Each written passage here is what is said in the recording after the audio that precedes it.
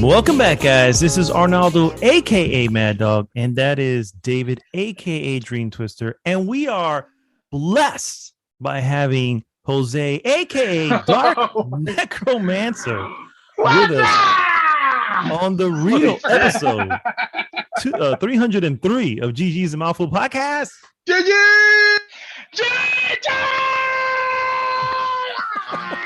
Oh, that's it. It's gonna be epic, baby. That was epic. That was epic AF. There's no way I'm ever gonna get to that level anymore. He just completely ruined the rest of my career. And not only that, but he took us back in time because he used what's that? Yeah. Hell yeah, bro. That's early. That's yes. early to mid aughts right there. Is That's what right. I think that's coming from, sir. It is an absolute pleasure to have you here. Dude, pleasure's all Thank mine. you so much for joining us, guys. If you don't know who he is, Dark, real quick, I'm gonna need you to pimp yourself out a little bit here because I know you have a few channels that you have.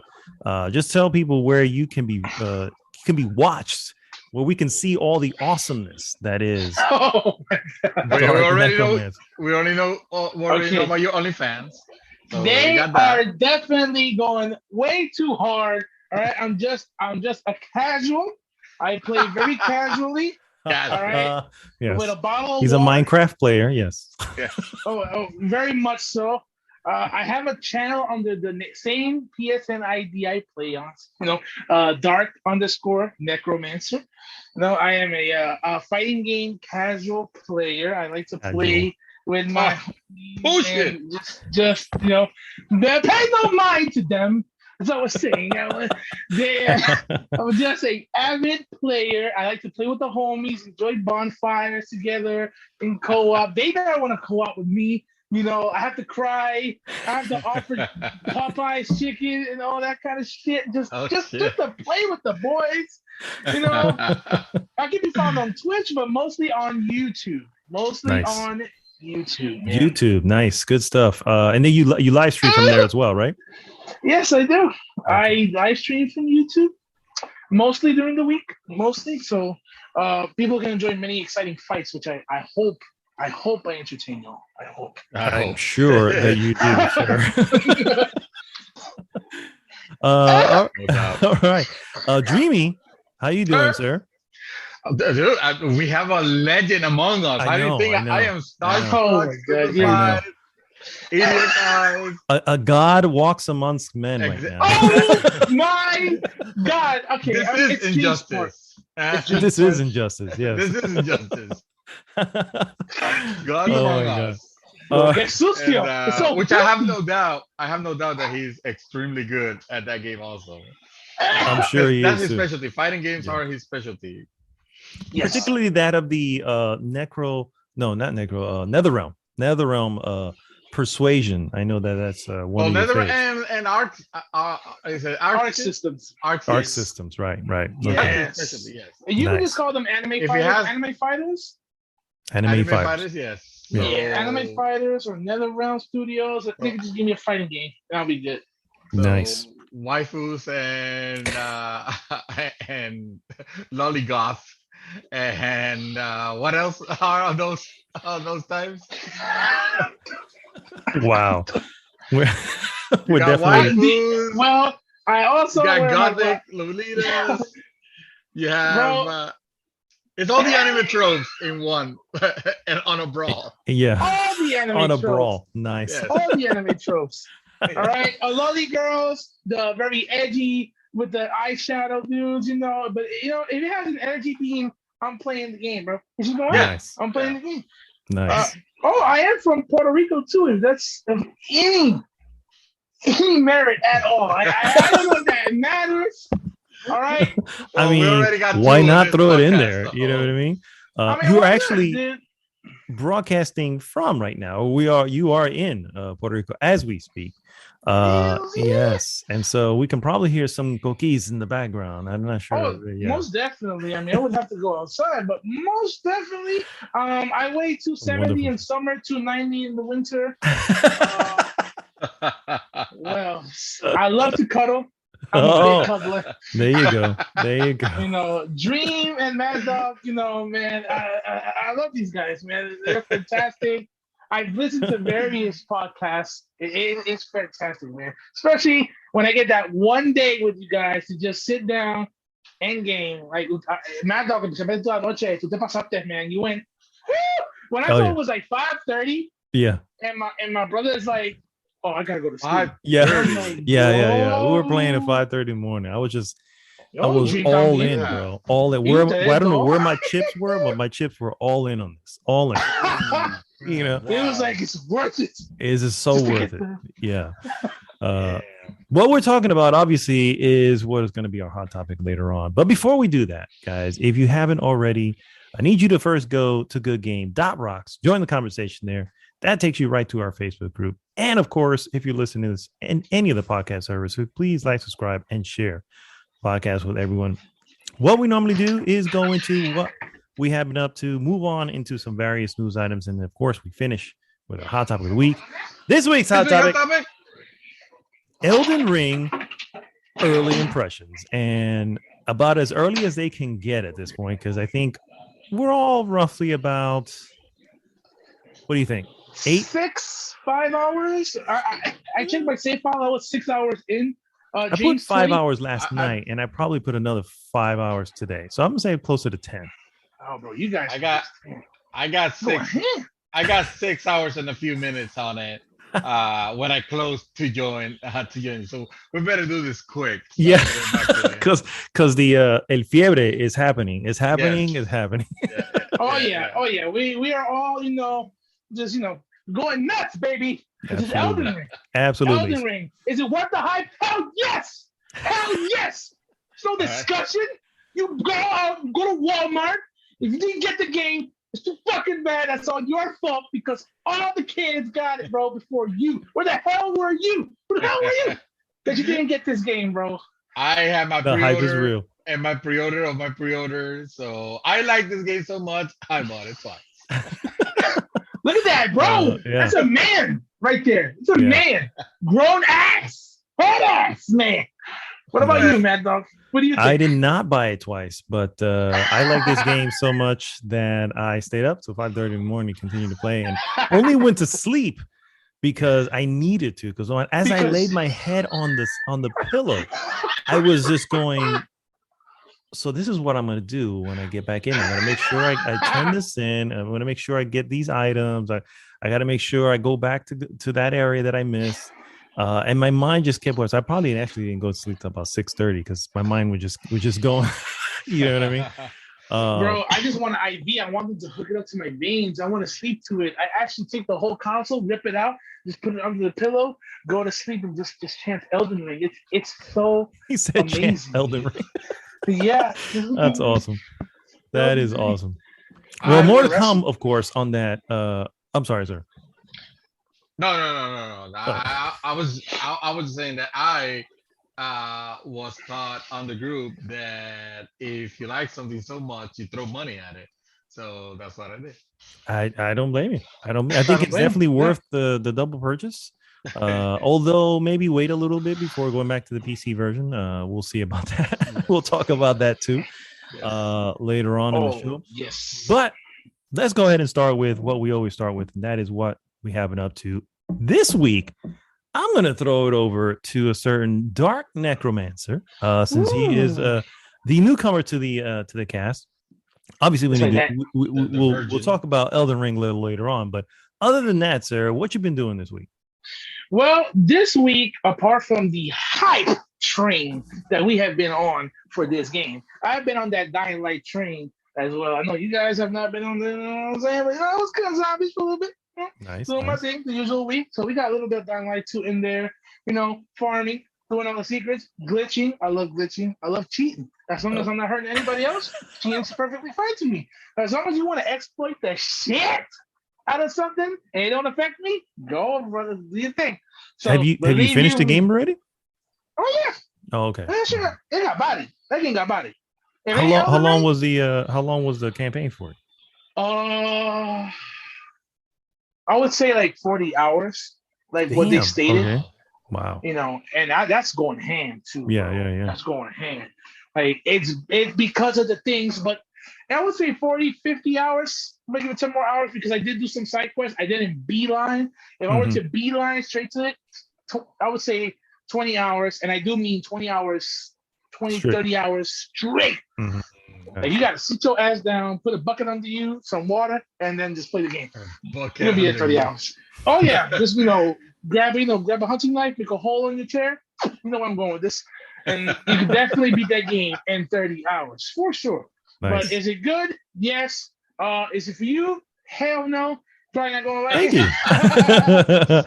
Thank you for getting that off my shoulders because I wasn't sure if I was going to be into Dying Light. I mean, I don't want you to waste your money. I want you to look at something like Elden and go like, oh, fuck yeah. I need this in my life. My heart yearns for its warmth. That level. Like Sifu, it connected with you instantly. It just freaking did, yeah. It did, man. And I know my man over here, Dream. I don't need Digital Foundry's ass. I have Dream to check the specs for any goddamn game that we have an issue with. Like, bro, benchmark this bitch. Got you. 3080, bang! 4 terabytes of RAM. Of RAM. Of RAM. Damn. Of RAM, bro. We're talking NASA levels of operation going on under the hood of this man's machine. All right? Get the fuck on out of my face, no Digital Foundry. I got a dream. Do you got a dream? You don't have a dream. That's too bad for y'all. So sadly, Dream comes up with the specs. Sadly, Elden Ring still runs poorly on it. More to come. There we go. Nice. But not only that, I also did some Dragon Ball because that is my main thing.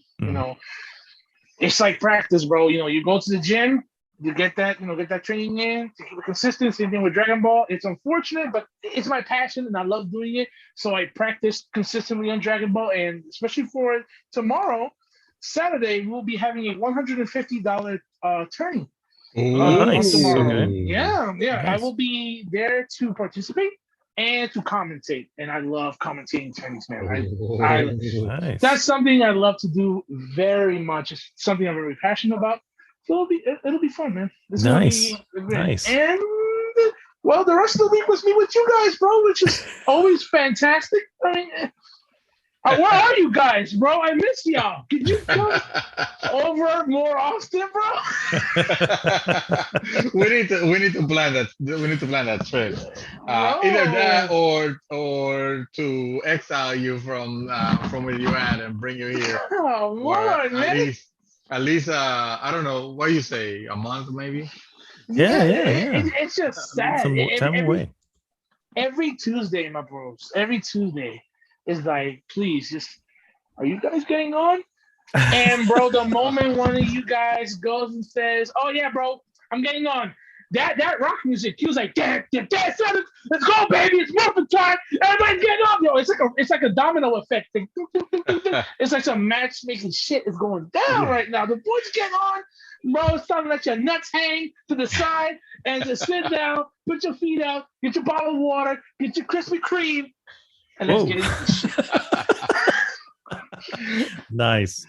And that's how I closed off my week, bro. You guys, it was great. Oh, this is a perfect way to do so. Shit.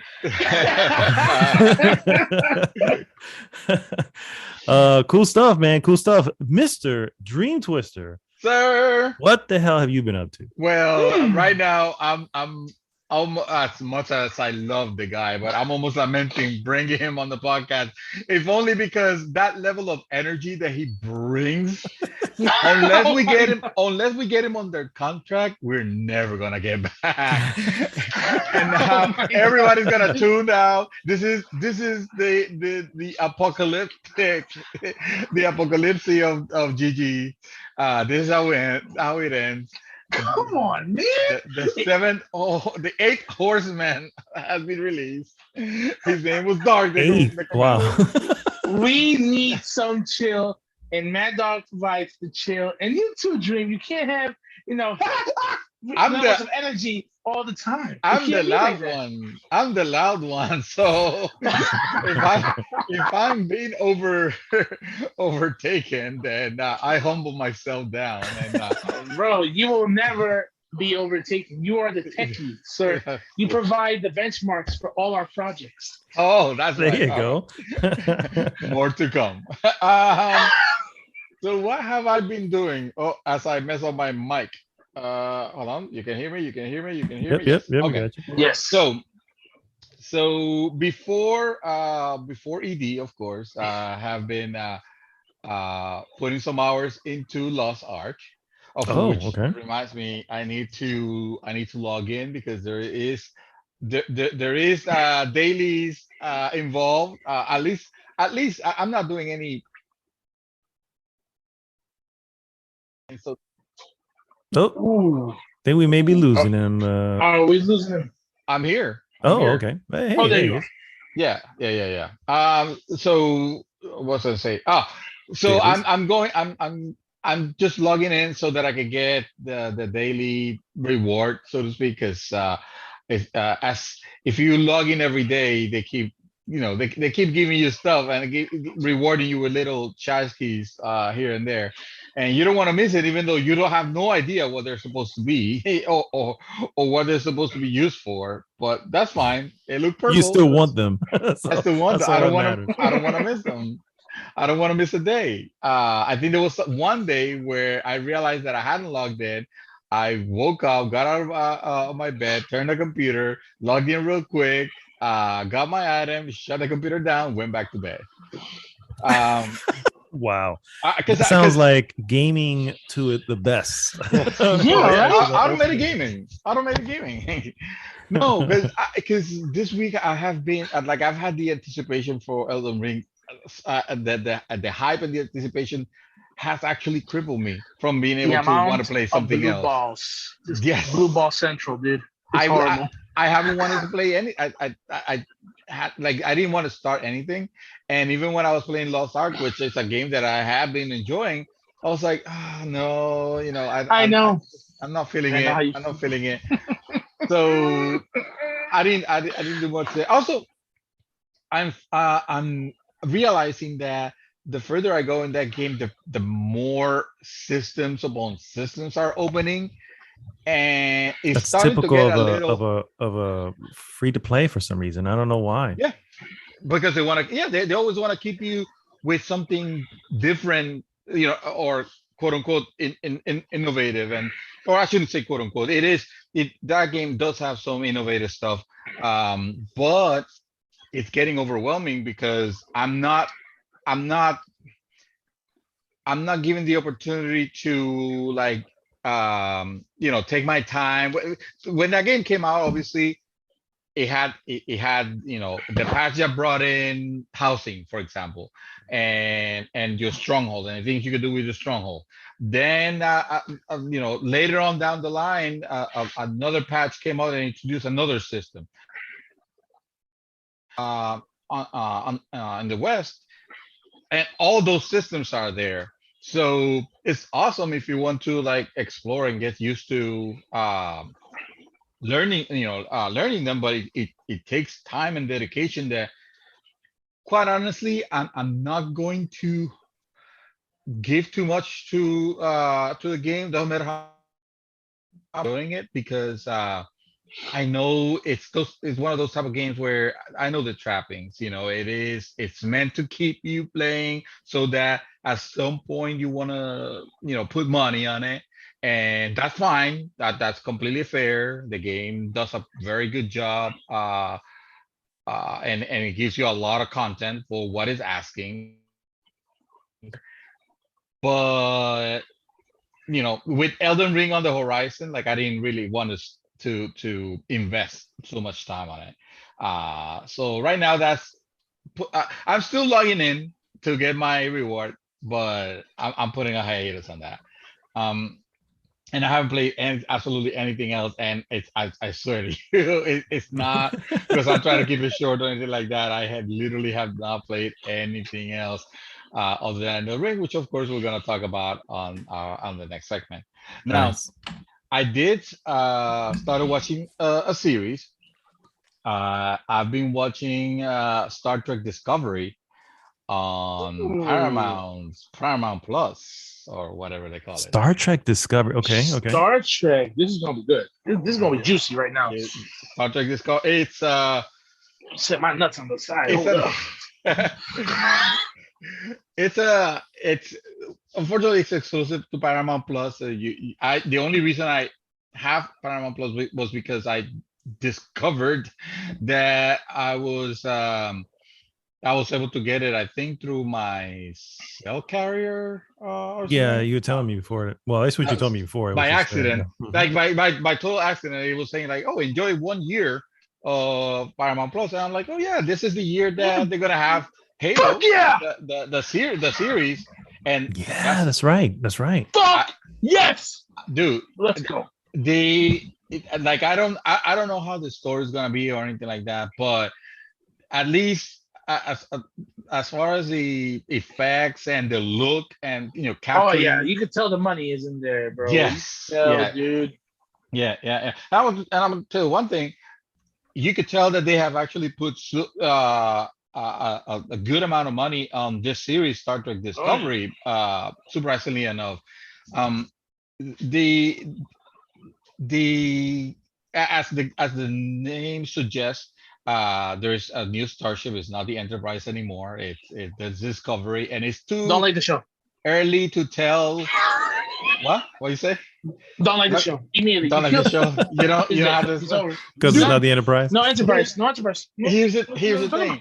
The timeline. This is supposed to be like 100 years in the future of the future of the Star Trek of the Star Trek of the movies of the new ones. The what do you call that? Next Generation. They have no because this is what makes it stupidly convoluted and Here we I'm go. not like Here we go. I'm into like I like Star Trek but not to this level anymore. I don't follow it. But did you know Okay. that series you know the movies with the what was this actor that's not this director he directed the new Star Trek movies that came out recently. J.J. Oh, Abrams. J. Yeah, yes, thank you. So Lens flare master right there, bro. Yes. yes, Mhm. exactly. Lens Flare Master. Yes. The guy sitting on la jodida parejita. ¿Qué carajo es eso? Lens flare, dude. Lens Flares. Lens Flare is yes. Dude. So and those movies were good. I enjoyed them I quite a was bit. gonna, Even though it was ask you, are they good? Are they legit good? they are Yes. they are legit They're good good. because they actually justify something that you thought it was impossible. You look at the character, you look at Kirk and Spock and all the characters Yes. of the original series, and you're thinking like this is not this in no way they look. Is this supposed to be like a, a soft reboot or something? And it turns out that they actually use as an excuse alternate timelines. So with alternate timelines, they can justify starting all over with Star Trek. So Wow. that's why in this new timeline, I guess there's no Picard and there's an Enterprise, but maybe Oh, it's okay. not like the Enterprise that we know from Next Generation. So They really did that. Wow. it is Okay. it's convoluted. Yeah, it's basically the excuse to have another new generation if A they ever reboot. Yeah, wanted yeah. to. Mhm.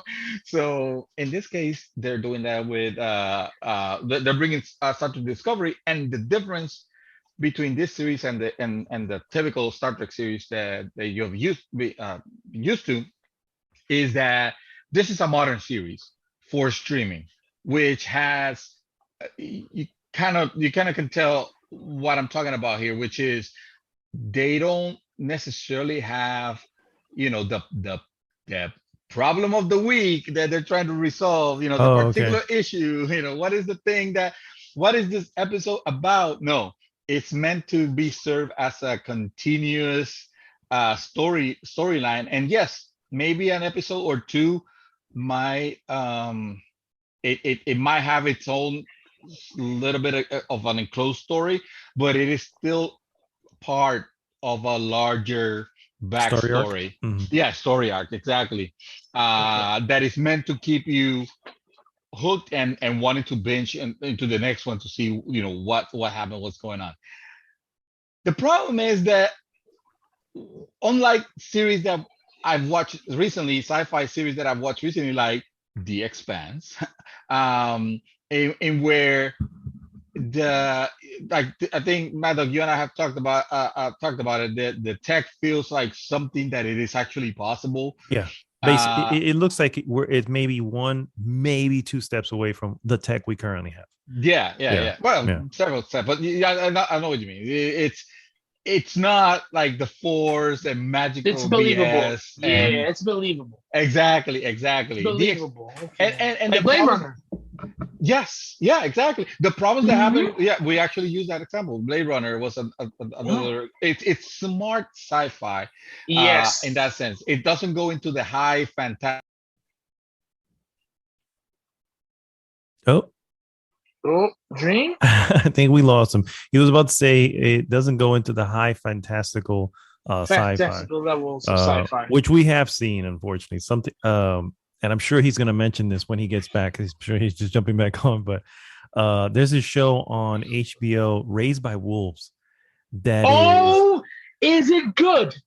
It is super. I mean, it's high sci-fi. It's requiring you to really just buy into a lot.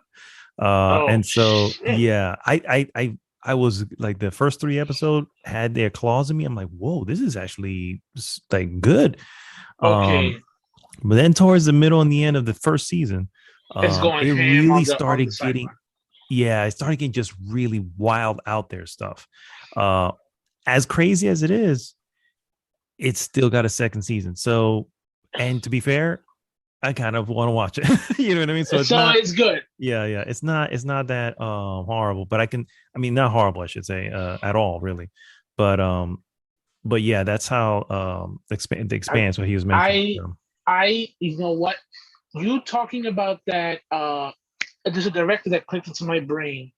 And I don't know why, but the way it looks, the way the world of Raised by Wolves, the way the trailer portrayed it gave me a Dennis Villeneuve type of sci-fi. I don't know why. It's because I saw Dune, and Dune is great. That movie was Dune is great. Bro. This one is it's a show. Good. I enjoyed that movie more than I thought I would actually enjoy that movie. A little too damn much. I'm like, okay. You gotta tell me when this shit happens. You can't leave me. It's okay. We were filling in for you because we knew that was a thing. I just kept going. I know.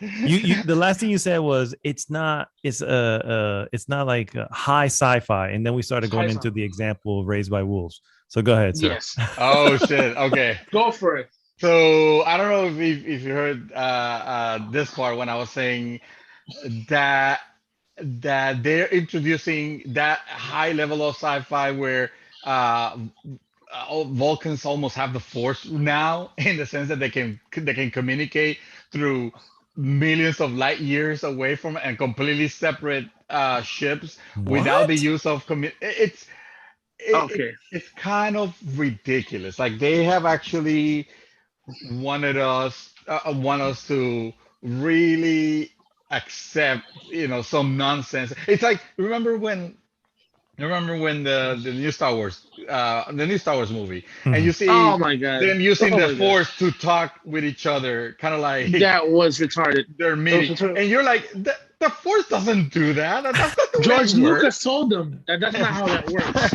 George Lucas lost his beard because he saw that movie, and you never lose George Lucas. His wisdom just fell off. What did it to me was the motherfucking healing. That shit. That the when they were transferring items across the eye. It's like, okay, now the Force can do anything. Exactly. That's it. You're done. Yeah. I'll force this into your body and then light the lightsaber from inside you, bro. Just be creative at that point, bro. Yeah. Come on. At that point, it becomes magic, and we've learned to accept it. Exacto. So that's what's happening here. Now, the series itself is not bad. I gotta tell you, the special effects are amazing. It looks really, really good. they have managed to somehow make space, which is, probably one of the most difficult things to make exciting, unless you have battles, in which case that is exciting. But if you see just for the sake of being, oh, they're in space, you can either go for the realistic, approach, or I don't know, Christopher Nolan, that shit. Make it colorful. I have never seen space more colorful than what I've seen in this series. And of course, it's supposed to be like, oh, they're in a nebula, or they're across, very near a celestial, I don't know, like a galaxy, whatever. And it looks so vibrant and vivid and colorful and beautiful. And I appreciate that. The characters, they're kind of hit or miss, still, but it's one of those series that you could get used to. And my wife and I have been sticking to it. We've watched so far. We've watched like 6 or 7 episodes, and there is a story that keeps you want to know more. Right now, the story is very focused on the Klingons. Okay. And dude, they did an amazing job bringing that. The Klingons does not look like the Klingons of the Next Generation and all the previous ones that we have First of all, every time they're talking about themselves, they are speaking Klingon, so it gets subtitled. And as it should be, they're Klingon, so it only makes sense that they will speak that way. Yeah. I am not a Star Trek guy, so please, this is all you. This is that's what you know. What it's not a bad series, but I don't think it's gonna win anybody that is not a hardcore Star Trek fan. I don't think if you are a fan of sci-fi right now, the one that I have to recommend will be The Expanse. If you want to go The Expanse, I don't give a fuck sci-fi, something crazy, then maybe Raised by Wolves. Which I did just mention I did mention that one. Just mentioned that, and he told me that it is. Listen, I'm the type of guy that does love sci-fi. I love sci-fi. You talk about Alien, which is more realistic, of course, but a little bit more out there. With The Abyss with James Cameron, if I'm not mistaken. How it went. It was a little crazy, and then it went way out there with the whole alien thing. But I like when they. If you like that, really my friend, you're in for a good surprise on this one. Yes. It really goes. It really goes. It is, for the record, you mentioned Alien, and this is a Ridley Scott property. Raised by Wolves. Yes. Yeah. So you may like, if you like Prometheus, maybe the look of Prometheus, or any of the other ones have that. You probably enjoy this. It was pretty good. Prometheus was pretty good. The next one was the next one that came after that. It was I don't recall. It was right. It was the prequel. It was supposed to be the prequel Alien. Mm-hmm. And it's where the android gets the eggs. And correct. Yeah. And I don't remember that movie. I don't remember the name. But yeah, if you definitely, if you definitely enjoy that, then Raised by Wolves may, you may find some joy. You might enjoy that one. Some juiciness. Okay, I'm definitely going to Dream. Please, I'm sorry I keep taking up your time. Jesus. Dream. Dream. I think we lost Dream again. Let me see here. Oh my! Well, he still shows he's here, so let me let him know so he can say, "Hey, we can't hear you. Hey, we cannot hear you." Oh, we got another one. We got 2 Dreamies. Oh, that's crazy. Yeah, that's insane. I don't know what it is, man. I got to tell you this, for the record, listeners, what we're using this week is Zoom. And I got to say, their service is a little sketchy, just a little sketchy. We've had to uninstall it. Dreamy has had to uninstall it. He just appeared twice a moment ago, and neither of them were coming through. Now This he's shit kind of completely ass. Not gonna lie. Yeah. Like baked ass. Yeah. So nasty, dude. I can definitely tell you I am not renewing the subscription on this bad boy. So I can hear you guys. All right. Now we can hear you. The ball had been passed to you, sir, at the very last moment. Frigging no, Zoom, that's yes, it. yeah. That that's it. That's all I've been doing. All right. So for me, I guess I can pick it up where you guys left off here. I am still watching The Expanse. We are in season. I think we're still coming toward the ends of season 2. I am even more on board that every team needs an Amos, because there was a beautiful line. And this is slight spoilers for anyone who hasn't watched the show, but it's so small you may not even be able to pinpoint it. But there was a scene where he had to tell a guy, and he was just like, "No, you're not that guy," because he was about to do something he wouldn't do. And then he empties the room, and it's just him and the other guy, and he turns around and goes, "I am that guy." And I'm just like, yes, this is exactly the type of guy I'm talking about. Amos he has skyrocketed to just one of my favorite characters on TV. Anyway, so season middle, I think we're in the middle of season 2. But really good stuff. We still, I mean, we may sneak one in, depending how fast we can get through this. We may sneak one in. Yesterday we snuck 2 in before midnight, so before we got to Elden Ring. Wow. Yeah, it was let's watch. I know how that is. I was the same with Peacemaker, which I watched this week. Oh, okay. The whole thing. It was good. Nice. God. Yeah, when it's something gets you like that, it's just like, man, you just want to see the just next want to binge it, yeah, right? Yeah. I haven't binged. I always like to binge my shows. I am not one to be because Peacemaker went through the same thing. What? I don't, because I mean, it's the same thing as eating something that is super delicious, and you really like, you're enjoying the moment, and you can have more, but then it's over too quick. Then then you're left with that emptiness, like, it's over. Me and my mom usually spend most of our time together watching everything. We watch everything together. So which all the boys out there, I do that more often. Just letting y'all know. You're gonna miss that. Absolutely 100% behind. Yes, no joke there, man. But my mom let me watch We Are All Dead, which is a zombie series. Koreans, I tell you. Oh yes, they are knocking it out of the park. The Kingdom. Have you seen The Kingdom? That's a good one too.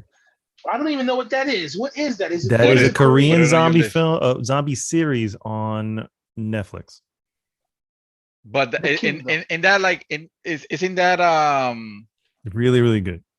It takes place in, I don't know, maybe hundreds of years ago, because it's not present day. It's like ancient Korea or something like that. Oh, that's what I was gonna say. I didn't want to mess it up. I did, yeah. It's really good. I can't wait for the next one. I'm really just waiting for the next season at this point. Is it new? It's, I mean, the last few years. You know what I mean? It's not old. Probably within 2015 to now, something like that. Yeah. It's not old like that. Yeah. My wife has watched that one. No, it's a show. It's a series. Yeah, it's a series. Oh, I gotta watch it now. Seasons are short. They're only like 6 episodes long. So they're easily digestible. And if you do dubbing, dubbing in English is actually pretty good. They sync it up with the lips, so it really looks and feels right. Obviously the wording changes for what's being said, but for the most part it's actually pretty good. But I do not mind watching those because I'm an authentic motherfucker. I need to see my shit in the most authentic way possible. I agree. I cannot watch something unless it's anime. In the case of certain childhood things like Dragon Ball Z, must see it in English, started in English, have to see it in English. Naruto to go in Japanese. But when it comes to movies, I like to see my kung fu movies like The Raid. I like to see them in the language it came from. Indonesian. Yeah. Yes, because the reality is virus. The emotion matches the facial what's going on. Yeah. So it just makes more sense to have it that way. It is 100% key. And absolutely. I'm a dude that likes to grade these movies, because I'm again a movie buff. I love to watch movies, and I like to see the nuances, and I like to see the acting. Even if it's a kung fu movie, I still like to see an emotion, like in the Raid. When Rama is doing his things, or when he's giving a powerful speech, or the bad guy is giving a powerful speech, and you want that to come through, and it just in English it comes out goofy or campy sometimes. It does, and it just ruins the scene, unfortunately. So so we are all there. I watched it all in Korean. You need to watch that. Both of you, I highly recommend the show. We Are All Dead. I think I've seen the dude. It is for kids in high school when the zombie outbreak happens. It is fantastic because the beginning of the virus it's not just random. They show you how it started, why it started, how it spread, and then you can enjoy the rest of the shit that happens, right? But they changed up that formula with certain individuals that the virus doesn't infect. It doesn't infect them. They're like an in between living and dead, right? So the zombies don't chase after them. They can't really die. They like regenerate. So you see what I'm saying? Like they really give that next thing, that little bit of some sort of innovation, some sort of new, Yes, I got you. And for a guy that loves zombies so much, I love zombies, but it's why I love Resident Evil, because it changes up things. There's monsters, there's different things. But then you got Walking Dead, and I've been watching Walking Dead for 11 years without missing a single episode. It's like I'm sorry for you, sir. Man. I know, I'm sorry, man, but I started watching that when I was 16. I'm almost 30, bro. So at some point you have to.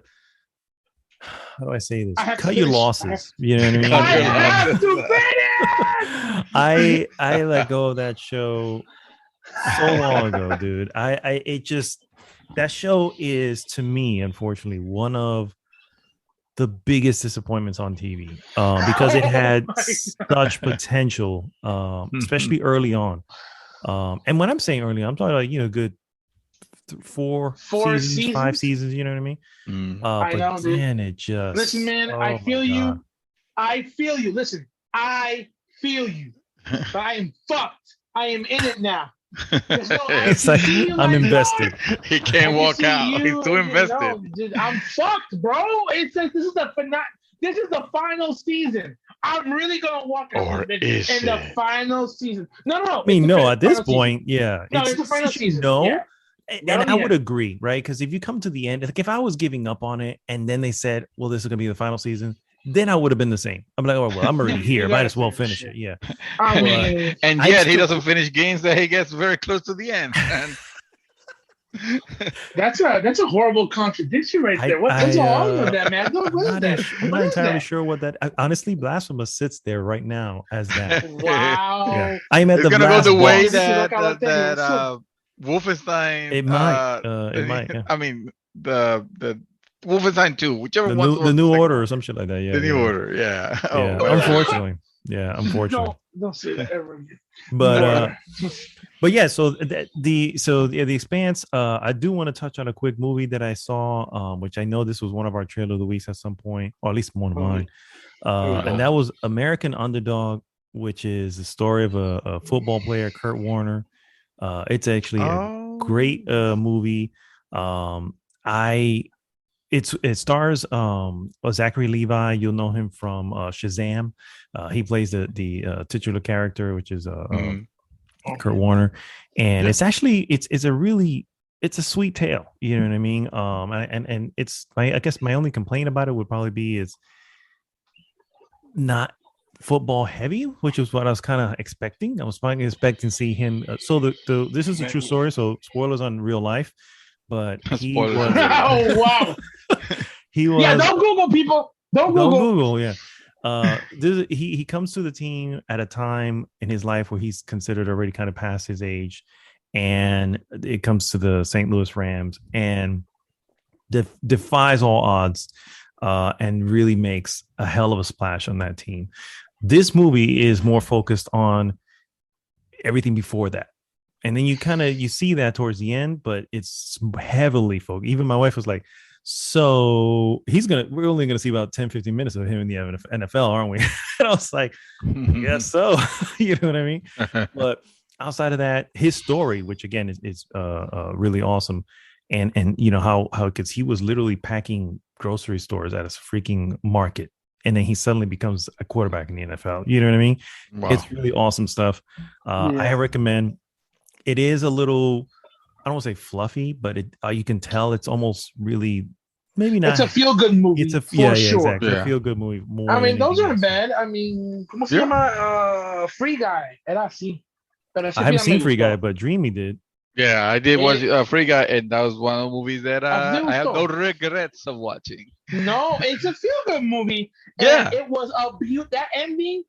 Hecho como se supone. I want to feel good at the end of these movies. I don't want to be lectured. I don't want no message, nothing. I want a beautiful. My man, right here, right here. And I don't want to feel bad. I don't want to be thinking of the horrific, things of reality. I just want to have entertainment and have a fantasy.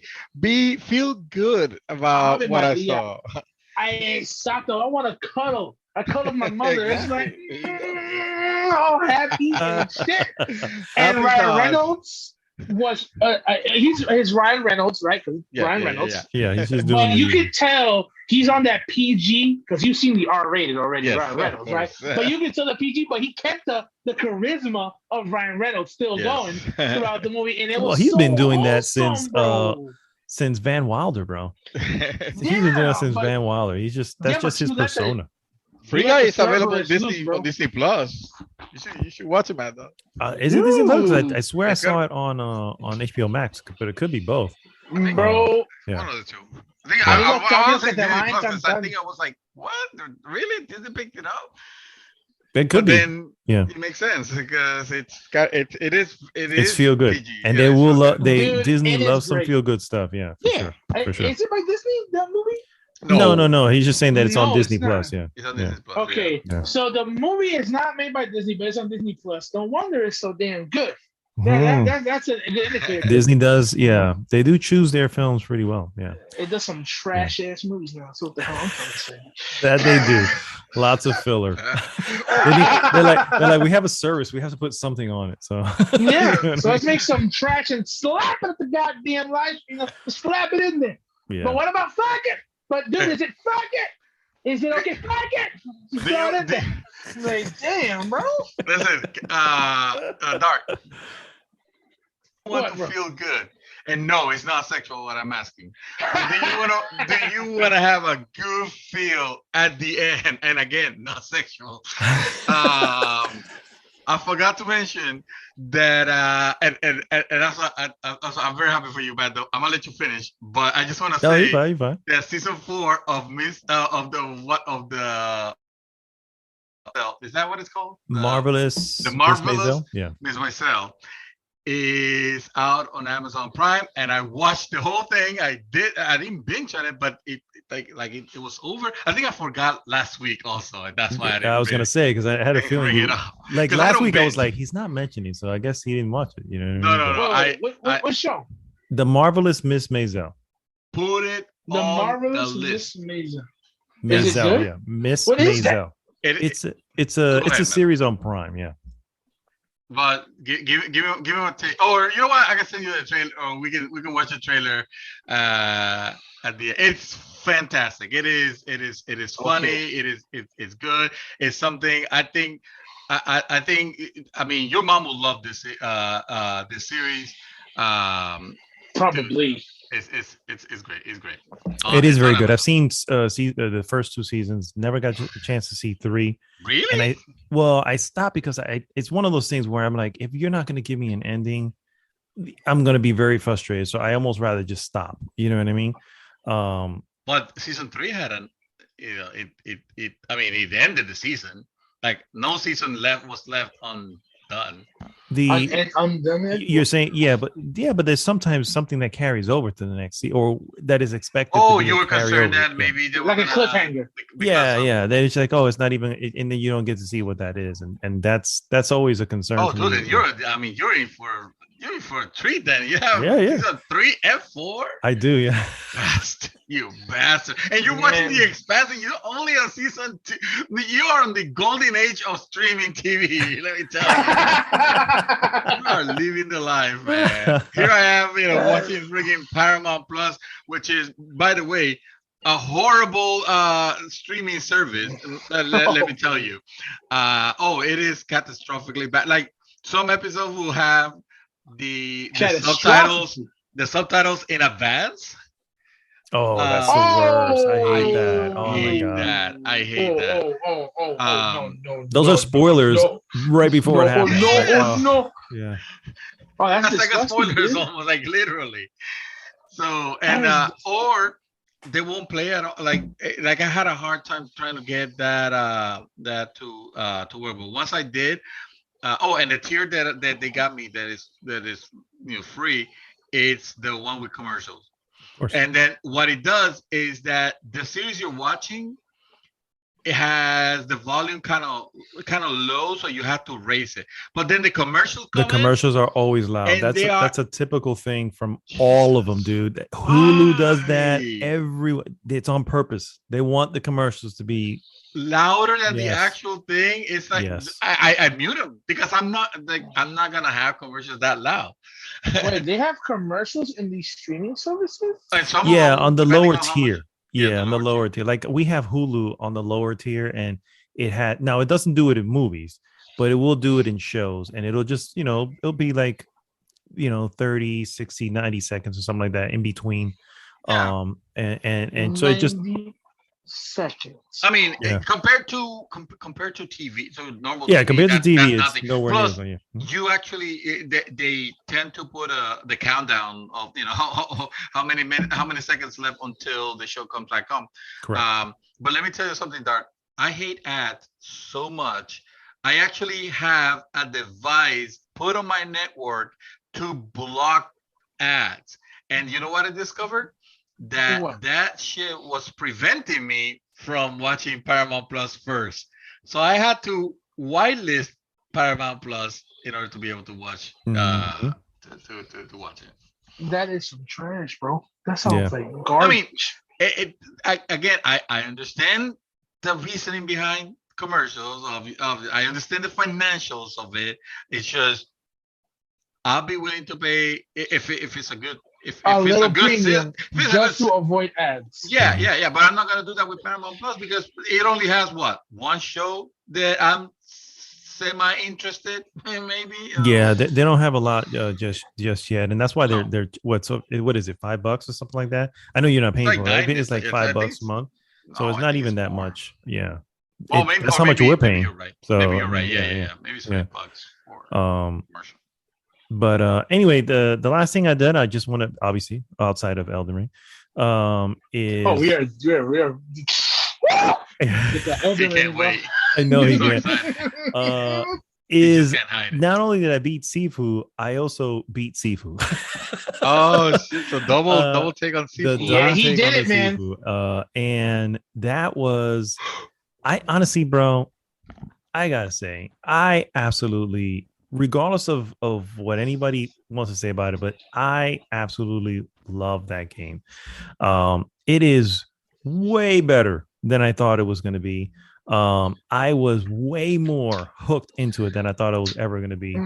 And the freaking just the gameplay loop, you know what I mean, of just getting into it and doing, I know, and doing a quick, and that's what happens. He gets kicked off. Yeah, but anyway, so I was able to first beat the game, and then I was able to, which I think I had already talked about last week, but this time I was able to beat the game so that I can get the real freaking ending, which I'm not a huge fan of when you lock something behind, play it again, but do this instead. Right. But it was an interesting challenge. I didn't think it was going to be that much harder, which I I guess is the interesting part about it is you essentially spare everybody instead of whatever, and it's harder because it's so much easier to kill. You know what I mean? It's like, and I'm like, So okay. wait. So you spared it. So you're not. So how you fight and spare it? Do they give up? Do they? There is, essentially, there is, and this is, I'm only referring to obviously the main targets, if you will. I will be heading to the restroom. I'll be right back. Yeah, man. It's just the main targets, and the way you have to do it is you can't. So there's two bars that each of them have, which is the structure and their health. When you're fighting them normally, I am attacking health. I'm attacking structure as well, but I'm attacking health as much as possible and all that stuff. In the sparing of it, you have to, and unfortunately I have to look this up. This is something else that is frustrating, is the fact that there wouldn't be in any way for me to know this had I not looked it up. At least the game doesn't show it. And if it did, I don't know what the hell they did, because it's not like in the menu and it didn't present it any way. But there's always, each boss has like a 2-stage type of fight. On the second stage, you have to break their structure. Don't do the finishing move. Let them kind of recompose themselves real quick, and then break their structure again. And this time, an option pops up to say spare them, and then you spare them essentially. And then what you end up doing in the actual move is showing them that I could have just killed you. And that essentially removes the fight out of them. They don't even want to fight anymore at that point. So they're left without honor. They're left without honor. Yeah. And that's it. You have to do it. You have to do obviously with all of them. And I just never thought it would be that much harder, but it is, because you're fighting them twice, basically. It's like the boss twice, no? Well, yeah, obviously you just play the same run again, but this time you just, instead of taking them out, you kill them.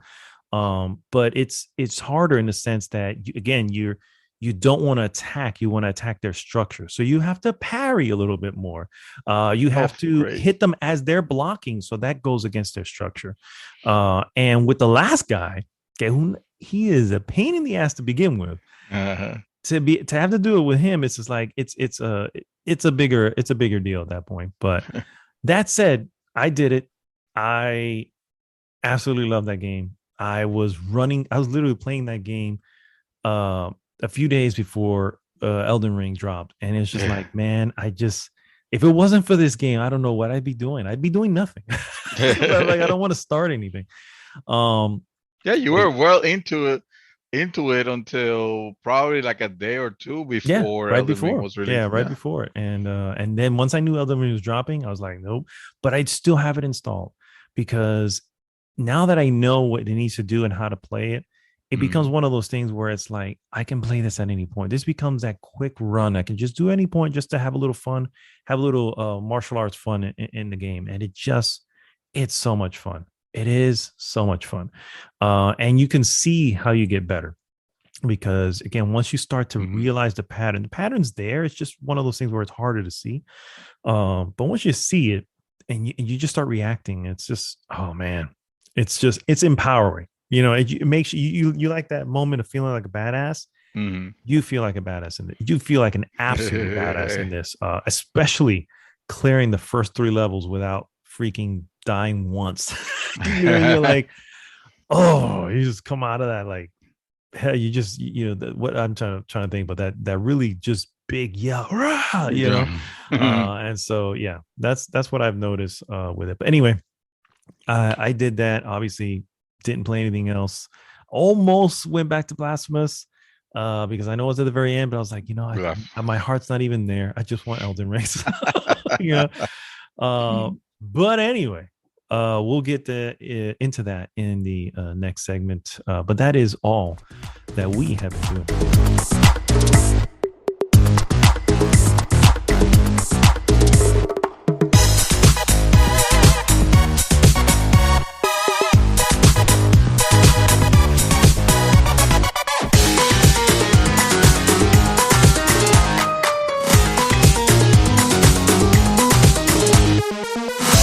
And we are back. guys. And real quick, before we go into the, the main meal of this evening, I did want to quickly go through some of the free games that are coming to PlayStation Plus and Games with Gold, and again, free with the subscription, if you will.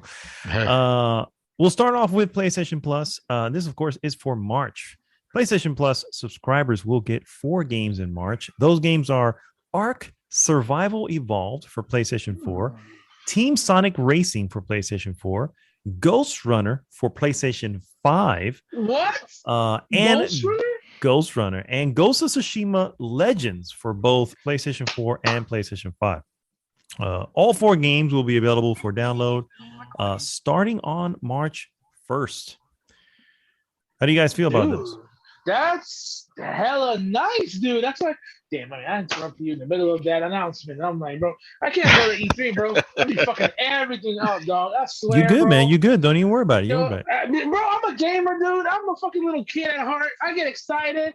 Keanu Reeves, I would have been that one dickhead that got up on stage and fucked everything up. Yeah. And then got chased before I even got beautiful. Or you're you're amazing. You're breathtaking. Breathtaking. Yeah. That's the one. Just screaming like a fucking fangirl. I just got that energy. When you said Ghost Runner, isn't that the one where you have one life and you got to keep wall running? Yep. From oh, that's the one. And it's for PlayStation 5. Yeah. Yeah. Oh, yeah. A big actually. There. Go ahead, Dreamy. This is a big month for PlayStation. Now, I was actually very impressed to see their offerings this month. And granted, we all have Ghost of Tsushima, but Legends World is pretty awesome. Yeah. Mm-hmm. And yeah, exactly. And there are people that don't have this game yet, and that's an amazing get. And also Ghost Runner. That's a fantastic game to get on. I mean, to pay for it actually, not to get it for free. This game is definitely worth every penny. But hey, you're getting it free for PSN. I assume you're gonna tell us what we have Xbox is bringing us. Yeah.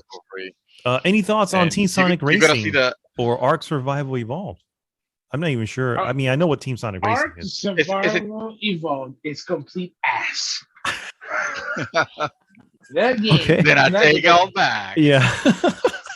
So there you hear it, guys. You got a piece of ass, and then you have Ghost Runner and Ghost of Tsushima, and then somewhere in between the ass cheeks, if you will, you have Team Sonic Racing. So there you go. Team Sonic Racing has the voice of an angel, bro. I mean, how can you make ass sound so gourmet? Sounds so gourmet. Unfortunately, listen. I have played Sonic Racing Transform, which is a different. I get it. Mm-hmm. That's the most better version of that of series. Mm-hmm. So I don't have I haven't played this new one, but I was curious because of how much I enjoyed Sonic Racing Transform. Mm. Yeah, I like kart racers. I mean, I don't mind them. I think they're fun to play with friends. I have a Mario Kart 8. I never played it because I don't want to play by myself. They're on the 8th installment of Mario Kart. Is it good? Yeah, they keep building off of that one too. Yes, it is. And they're bringing new stuff still. Yeah. It's like they're not even working towards the next one right now. They're just adding content to this one. It at 8. Yeah, bro, Mario Kart will be out forever. The game is forever. Yeah, and they're bringing back recently all the courses. Every course from everyone is getting an upgraded version of it on Mario Kart 8. Yeah. It's ridiculous. Yeah. So yeah, let's see what Xbox Games with Gold for March is bringing. We've got we got Viva Piñata, and let me see the other one is some shovelware garbage that we have never heard of. You're gonna love these. From March 1st to the 31st, you'll have The Flame in the Flood, From March 16th through April 15th, you'll have Street Power Soccer. From March 1st through the 15th, you've got Sacred 2, Fallen Angel. And then finally, from March 16th through the 31st, you have everyone's favorite, SpongeBob's Truth or Square. Dude, you have literally just cut out my heart with a butter knife. That's what you just did. With a butter knife. You know how painful that is? You have to really dig that deep, dude. Yes. Why? Yes. Actually, it's better with a spoon. It's even more painful. Okay. Yeah. Oh! Jesus Christ.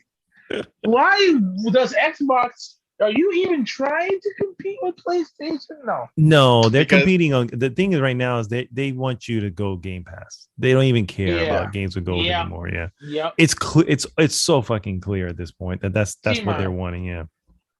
So, all right, guys. It's time. It is time for us to get into our early impressions of Elden Ring. It has been a long time coming. I think we were all not able to sleep for a few days before, just waiting for this game. But before we get into Elden Ring, we're going to start this the right way. We all know where this is coming from Software and their history of games. So I'm going to throw this over to Dark Necromancer. You, sir, what is your history with the series? How do you what was your first or Souls game or whatever it may be, and what's your favorite currently, and what do you got? That is an amazing story. That right there is going to take you 30 minutes up right here. But let's get this started. So my first ever Souls game was Dark Souls. Okay, and it's funny because the way it was what? I was like 14, 15? Yeah, around that. Wow. I feel ancient. The Soul series has been You going feel on ancient. You just said you were 14 or 15. I feel ancient. I was already probably in 30s. Yeah. Oh, shit. God Go damn, ahead, guys. I'm sorry, man. Well, we got to tell the story right. So I go to my cousin's house. Well, he wasn't here. Chaos Reaper. Shout out to Chaos. He was still in PR, and I go to his house, and he has this game, this mythical game that he has been just jizzing over for the past week called Demon Souls. Oh, Demon Souls. Okay. Demon Souls. Yeah. And I see him getting completely bodied by this towering thing. And he goes in, as he's getting completely waxed, he comes and tells me, this game is fucking awesome, dude. This is the most fucking amazing thing I have ever played. You have got to play this, bro. I'm like, bro, it is a Japanese RPG unlike anything ever done. You understand? Like anything ever done. Now, you all know I'm super exaggerating because Chaos sounds nothing like this, but in my head, it was just like that. So, as we continue, he tells me that's amazing. I tell him that game looks like trash. I mean, what kind of game gives you the you're dead screen over and over, right? And then you're like, what's the point? You just die. He's like, bro, listen, man. It's the drive to beat the boss. It's a cathartic feeling, like anything you could possibly feel. I'm telling you, it's good. One day, I'm in Florida. And I'm at the GameStop, and I'm like, I'm bored. There's nothing to play. I have no internet. This is a time period where I have no internet. And I'm like, this new installment, that's when Dark Souls came out. Everybody is nutting over this game. It's the second coming of Christ. The prophet has arrived. The Messiah. The game to end all games. World hunger will be stopped. Because of Dark Souls. I'm like, holy shit, bro. I need to at least give it a lick. I'll give it a trade in tomorrow if it's complete trash. Which I probably think it is. So let me get this game. And when it popped in, I shit you not, Robin Williams' genie popped out of my fucking PS3, dude. And he was like, welcome to the promised land. The moment that I started playing Dark Souls, that game, it has to be some sort of spiritual, some sort of fucking, I don't know what the fuck it has. Okay, it's like sugar. Once you're in, you're fucked, dude. There is no escaping that. Okay, you need to be taken to the rehabilitation center just to get you off that shit. You are hooked, and you are hooked hard. It's weird. I died. I just like, no, fuck you. What the fuck? You kill the guy. You go a little bit ahead. And you die again. No, fuck you and fuck you. I'm not going to try it again. And you die again. And you die again. So there's a lot of fucks in the. He kept restarting the undead asylum. Yeah, over I'm pretty sure. Yeah. Yes, dude. And you're just going along. And so fuck you and fuck you and fuck you. And you're just flipping everybody off as you're learning how to play the mechanics. And then the boss comes, you're like, no, fuck you, no, fuck you. And then you gotta kill the boss, he kills you, and then you get the boss, and then you're fucking screwed. And then you're growing a beard because you just hit puberty all throughout your entire stay in Florida, which is over the course of 24 hours. You have aged like Sifu, you have grown a beard, you come outside, and you're just fucking backstabbing everybody. Everybody's getting backstabbed on the streets. The fucking game took over my life, and that was what got me into the Soul series. When I got back home in PR, I'm like, Couch, dude, you were right. I know I was right. Dude, you were fucking right. I know I was right, bro. I fucking told you, bro. I fucking told you this game was fucking amazing. Like, dude. And it was just, I had to play every fucking day. Dude, nice. And then, where Dream mentioned about the whole tail cutting, I had to bro, there's weapons when you cut tails off dragons. I want to cut the tails off dragons. I hate every single gun. Any other weapon. All of it, man. So I had to hunt down. I had to restart the game. And the game's like, there's no new game plus. No, you just restart the whole game. I mean, it's kind of like a new game plus, but the game gets harder. So you're telling me this game was awesome. It gets even more awesome. That's exactly what I'm telling you. Because there's even more range and more items on your. It's other infinitely awesome. Yeah. It's just it's infinitely awesome. It's amazing. So I play again, and they're like, oh, you thought there was cool shit in your first New Game Plus? Guess what? There's more shit in your next Game Plus. So you're telling me that I'm going to die. I'm just going to die in this world and just live here. I am going to lay down on the ground and never leave to any other game.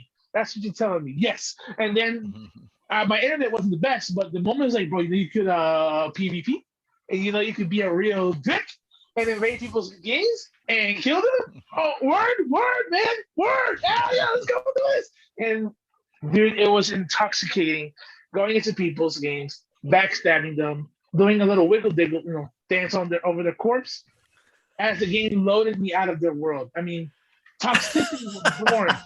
As you faded away, right? Yes.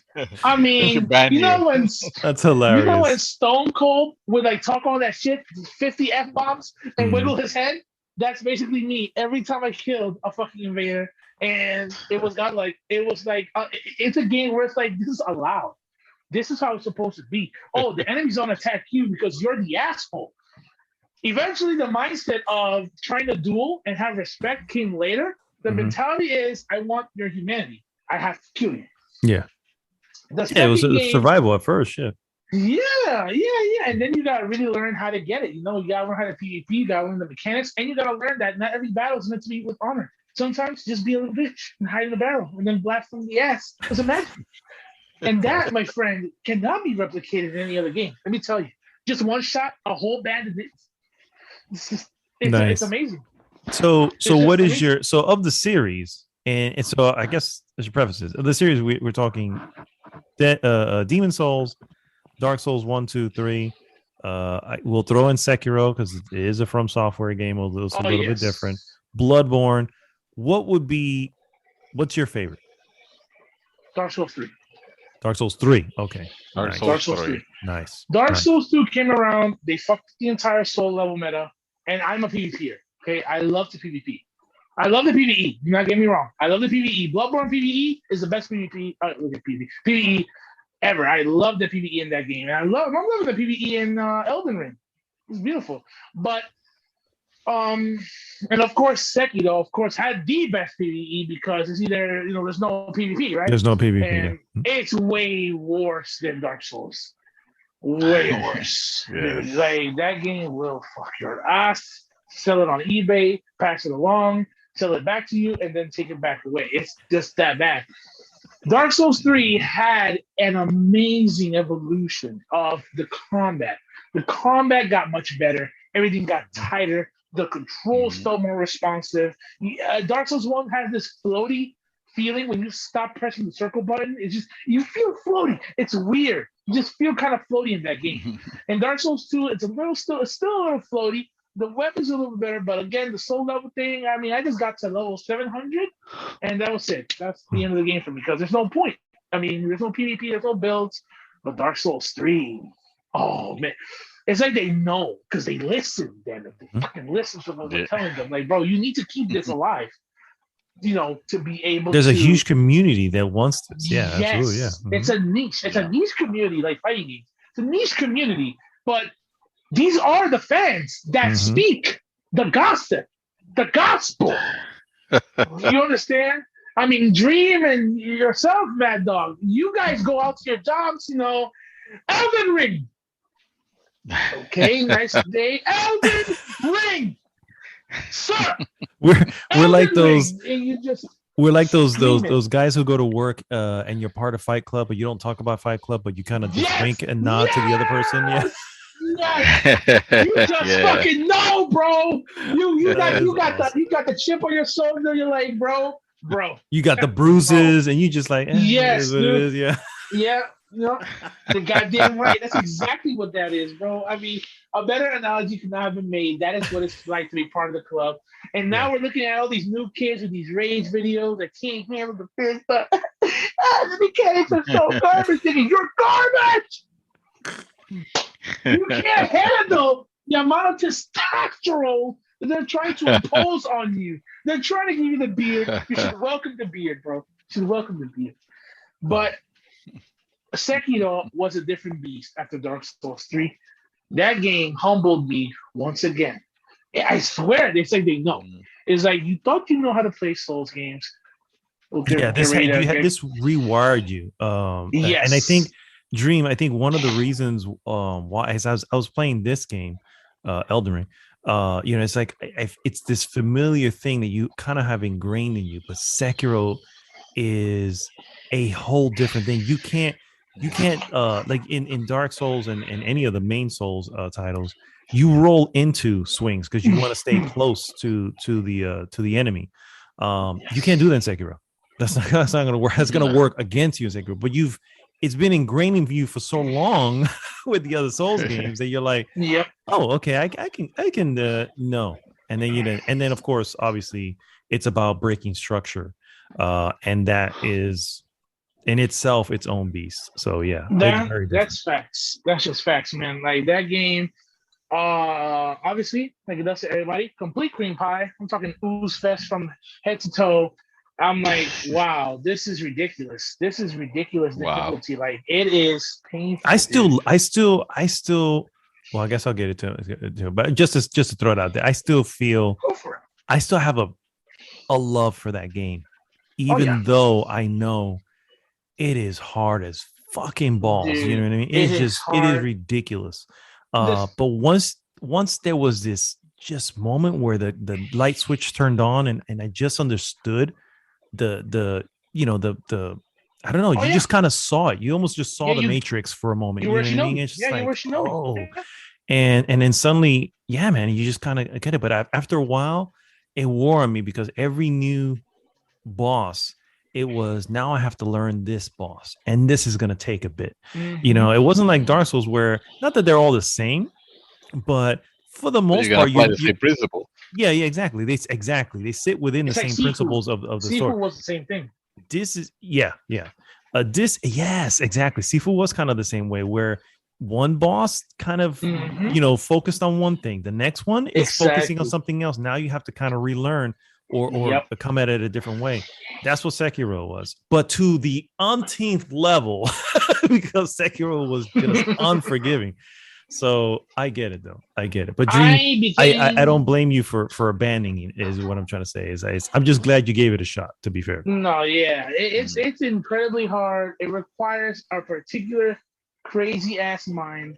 I'm not saying I'm crazy. I'm saying it requires a particular kind of mind. You fucks. It requires a particular kind of mind. It was more to me, it was more than it being hard. To me, it was I'm not having fun with the way this wants me to fight. Like It's different. Yeah, I've it's already completely used. different. Yeah. Yeah, exactly. And to be fair, I'm not saying that it is that it is bad, that it is wrong. I'm saying I did not care for it at all. Like zero, because I felt like all I was doing was bouncing sticks, and that part that this is why, unless PSN gives it to me or there is a deep sale, I have no interest on playing Sifu. And that Hmm. is that I don't like the formula of, well, you got to whittle down his Structure. stance Hmm. until until you break his guard, and then you can actually do damage. But in the meantime, if you need to take a break from hitting them, then his guard goes back up. And I mean, it could be that could be trying to go into the more realistic manner, and that's fine. But maybe realistic is not always fun, and sometimes you want to play a game.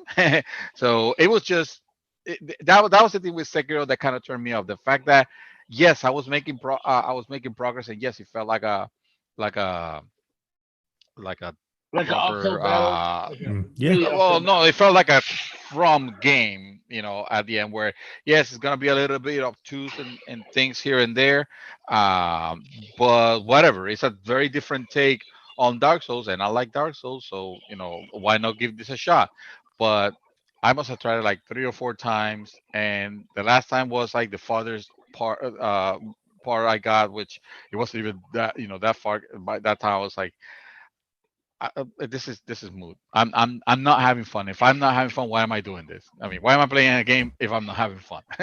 For sure. I fully I could understand that, and I mean, shit, dog. I played that game for what I think it was like 150 hours, and eventually I was a full blown shinobi, and every boss was my bitch. They all kneel before the white dragon, head ass, just to flow, and I'm like, what? Yeah, nigga, hold the stick, man. He was just Nice. getting destroyed. I'm So thinking that maybe it was you guys described that moment where suddenly it clicks, and exactly, like you can dance with the game, and you can see the matrix code and whatever. Like I didn't it didn't get to that, and maybe if I would have actually spent more time with it, I would have. But there's too many good games out there. So at this point, it's like, and I realize I'm not saying Sekiro is crap, because it's not. Sekiro is a great game, No, no, there's too many other but it's games. Yeah, not. yeah, yeah. It it's was not yeah, for me. So Hmm. I it was was like, not if I'm not having fun with this one, let me use my time and play something that I could actually have fun. Makes I sense. Yeah. I I enjoyed it. I went through all the trees. I think I platinumed the game. I beat the Wow. Night Owl, whatever was his name, that dude's name, and dude, I beat embodied this game completely from start to finish. I am now a Shinobi, and then they added something that I will never do. I just want to. You got it. GG screen cheese. You beat me, bro. 3-0 me. I'm done. I can't do it. And it was the trials. They added these trials that you could partake in to do a Hmm. boss rush. So you could do, I think it was 3 bosses in a row, then 5, then 7. And you will get these costumes. That's a And real fucking masochist. Yeah, I dude, was gonna say that's exactly what that is.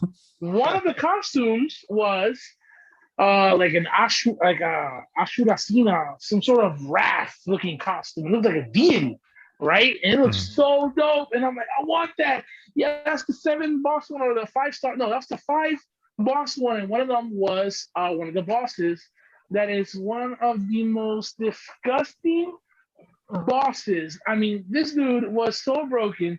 He has multiple attacks to take up the whole arena, unblockables. Mm. Like, dude, it was too much. And then after that, came the beauty, the love of my life. That is Elden Ring. Well, we'll get to that. We'll get to the early impressions there. So what I'm Don't hearing want to is jump the gun. absolutely no love for Dark Souls 2, huh? We do not. You kill the child. You kill the child. Oh Oh God. my god, that's an interesting way of. Now we know why they call it Yeah, dark. for sure.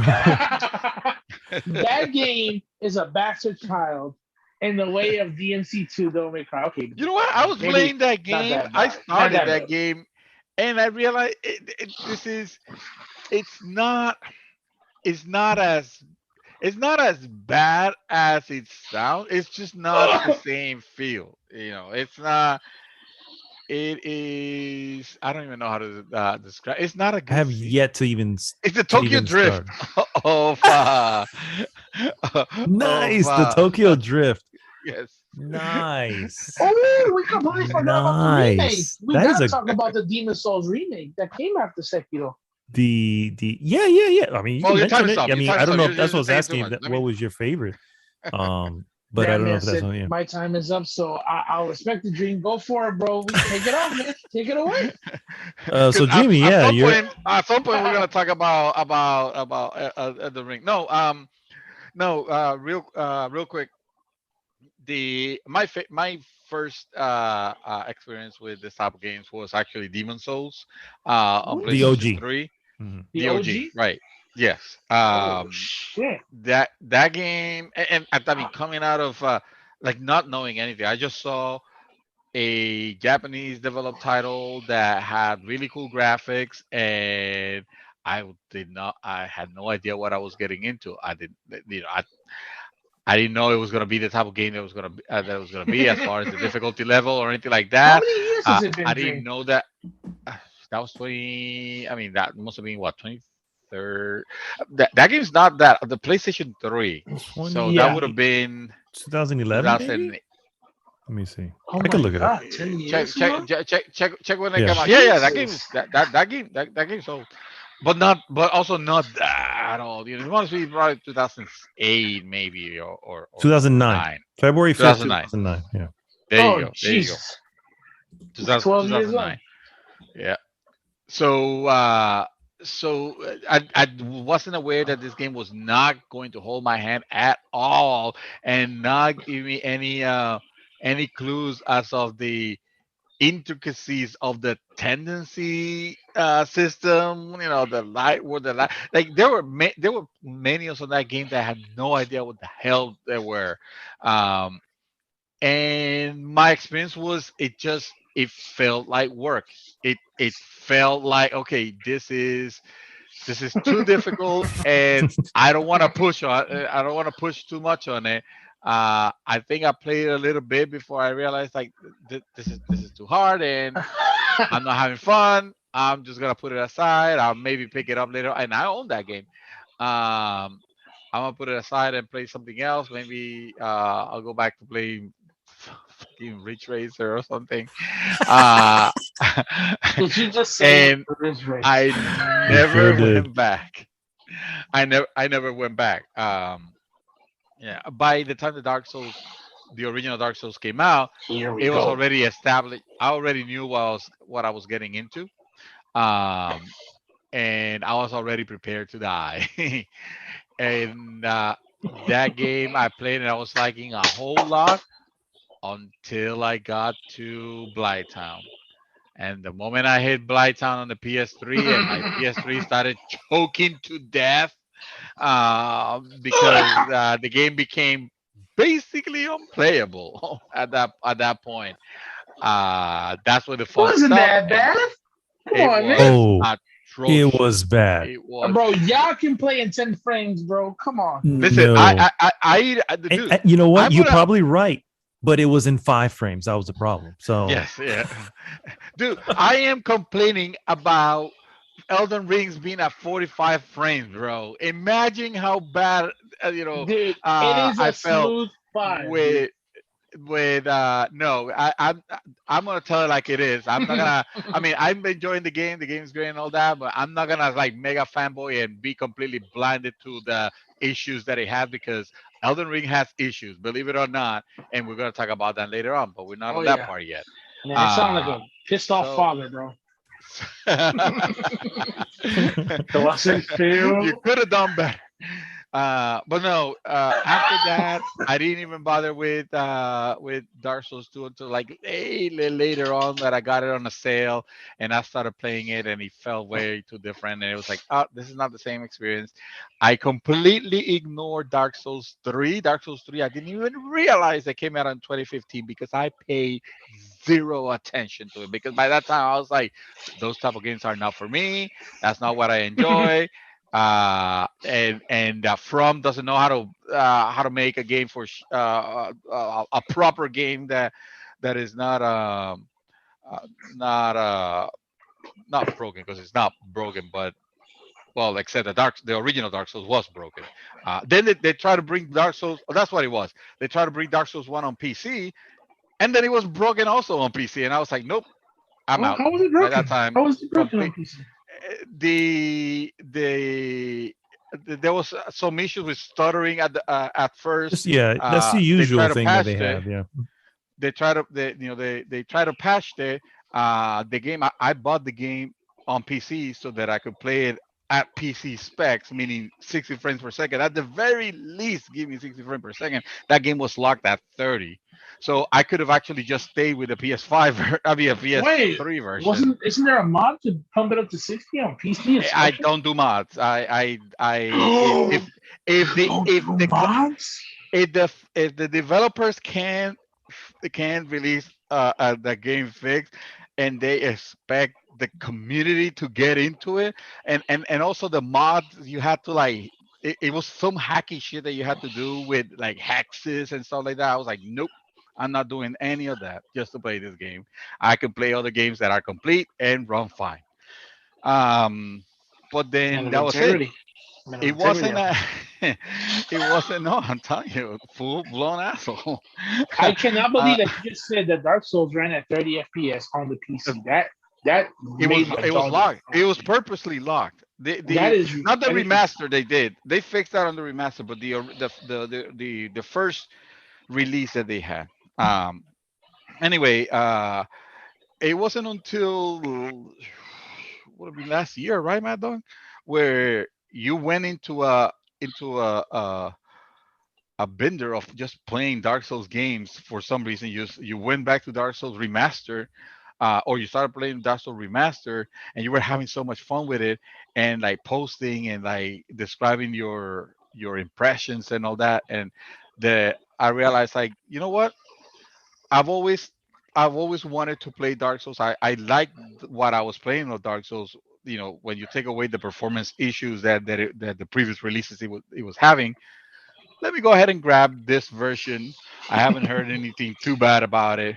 Quite the opposite. You know, there was a positive vibe about this version of the game on PC and on consoles also. Mainly because you can finally play Blighttown properly. And yeah, that's all it took. Nice. Once I got to that, I got I got hooked. I loved the experience so much that I actually started playing 3. I was enjoying Dark Souls 3 so much. I was like, no, no, let me do this right. I went to 1, finished 1, and then went back to 3, and finished 3, and then I was hungry for more, so I tried to go to 2, but it wasn't meant to oh, be oh until no. this release. I dabbled with Sekiro, but you guys already heard what happened. So Yeah. So yeah, your favorite? my favorite. I mean, I love the experience of Dark Souls 3 a whole lot, but I gotta give it to the original Dark Souls the remaster. That version played very very well. On PC. Um, it had widescreen support. It was the game as I remembered, you know, uh, except that it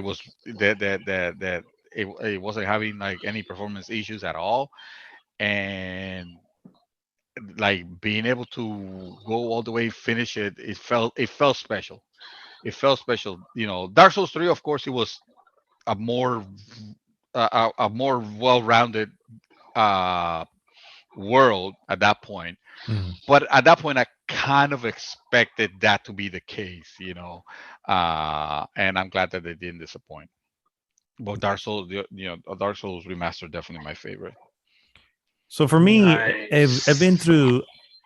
It's funny because I can go back a long time to a post on our group, really, really early on, when I was posting about my trek into. So my first one was the first Dark Souls.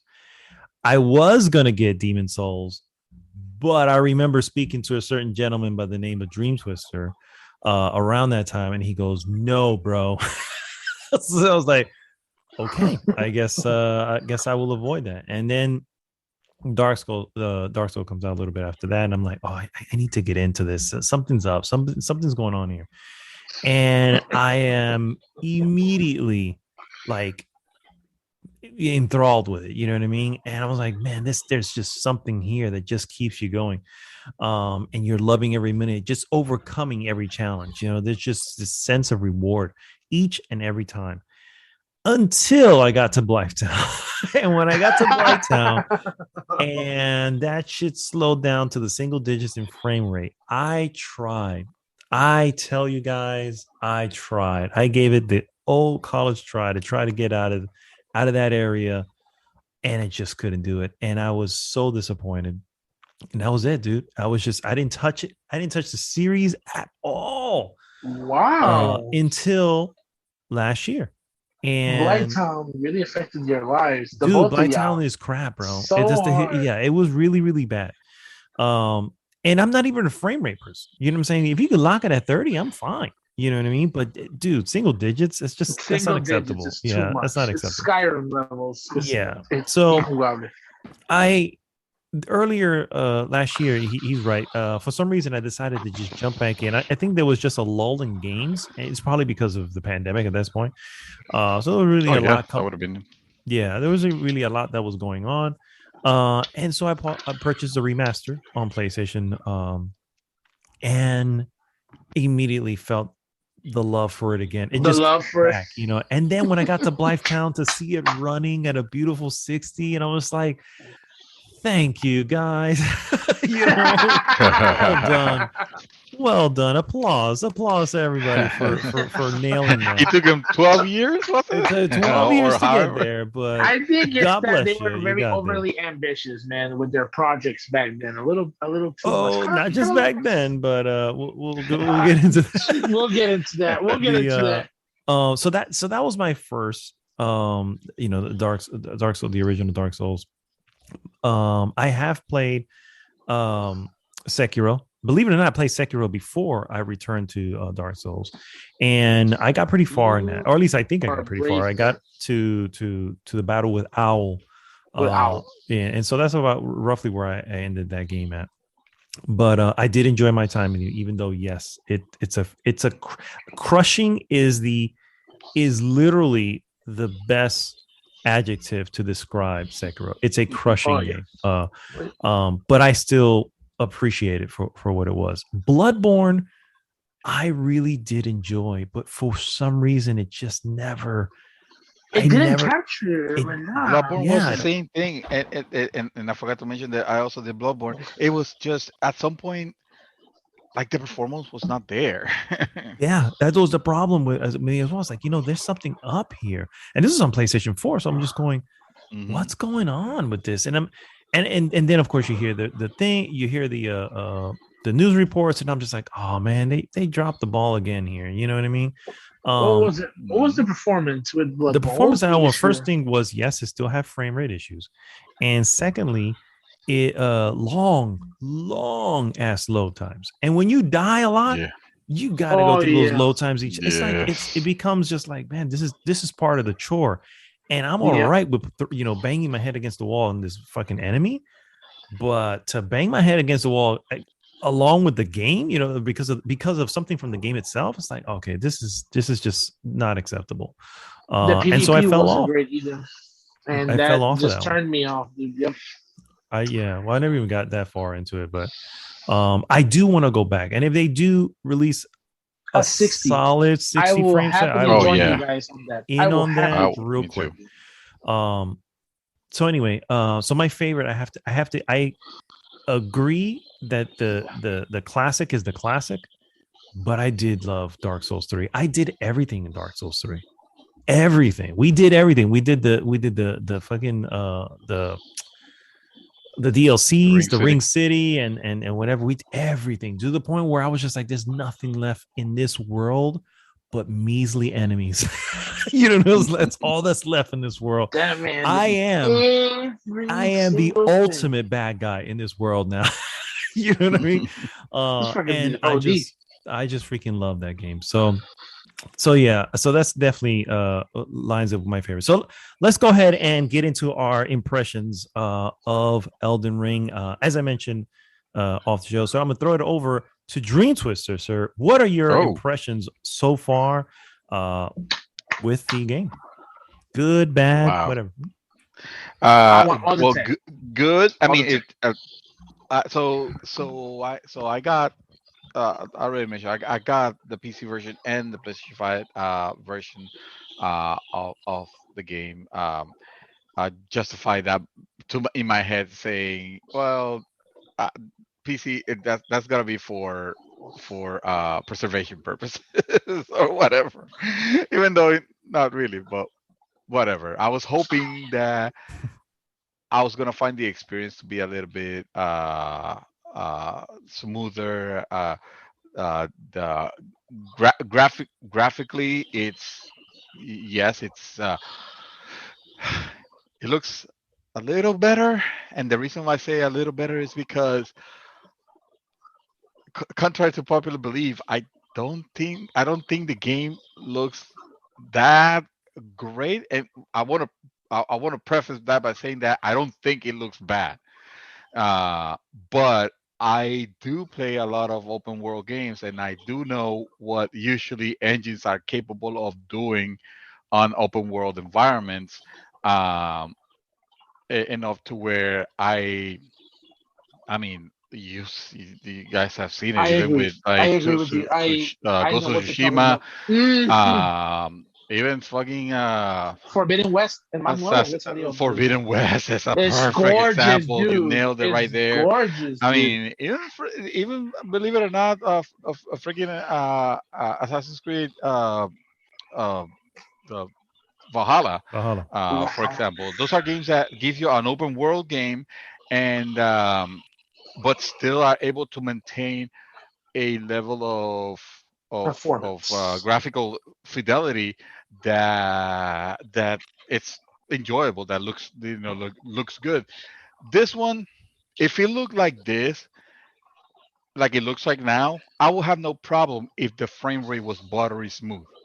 Because the game actually looks like something that could have easily been able to be playable on a PlayStation 4. It looks like something that the PlayStation 4 should have no issues. Perfect 60.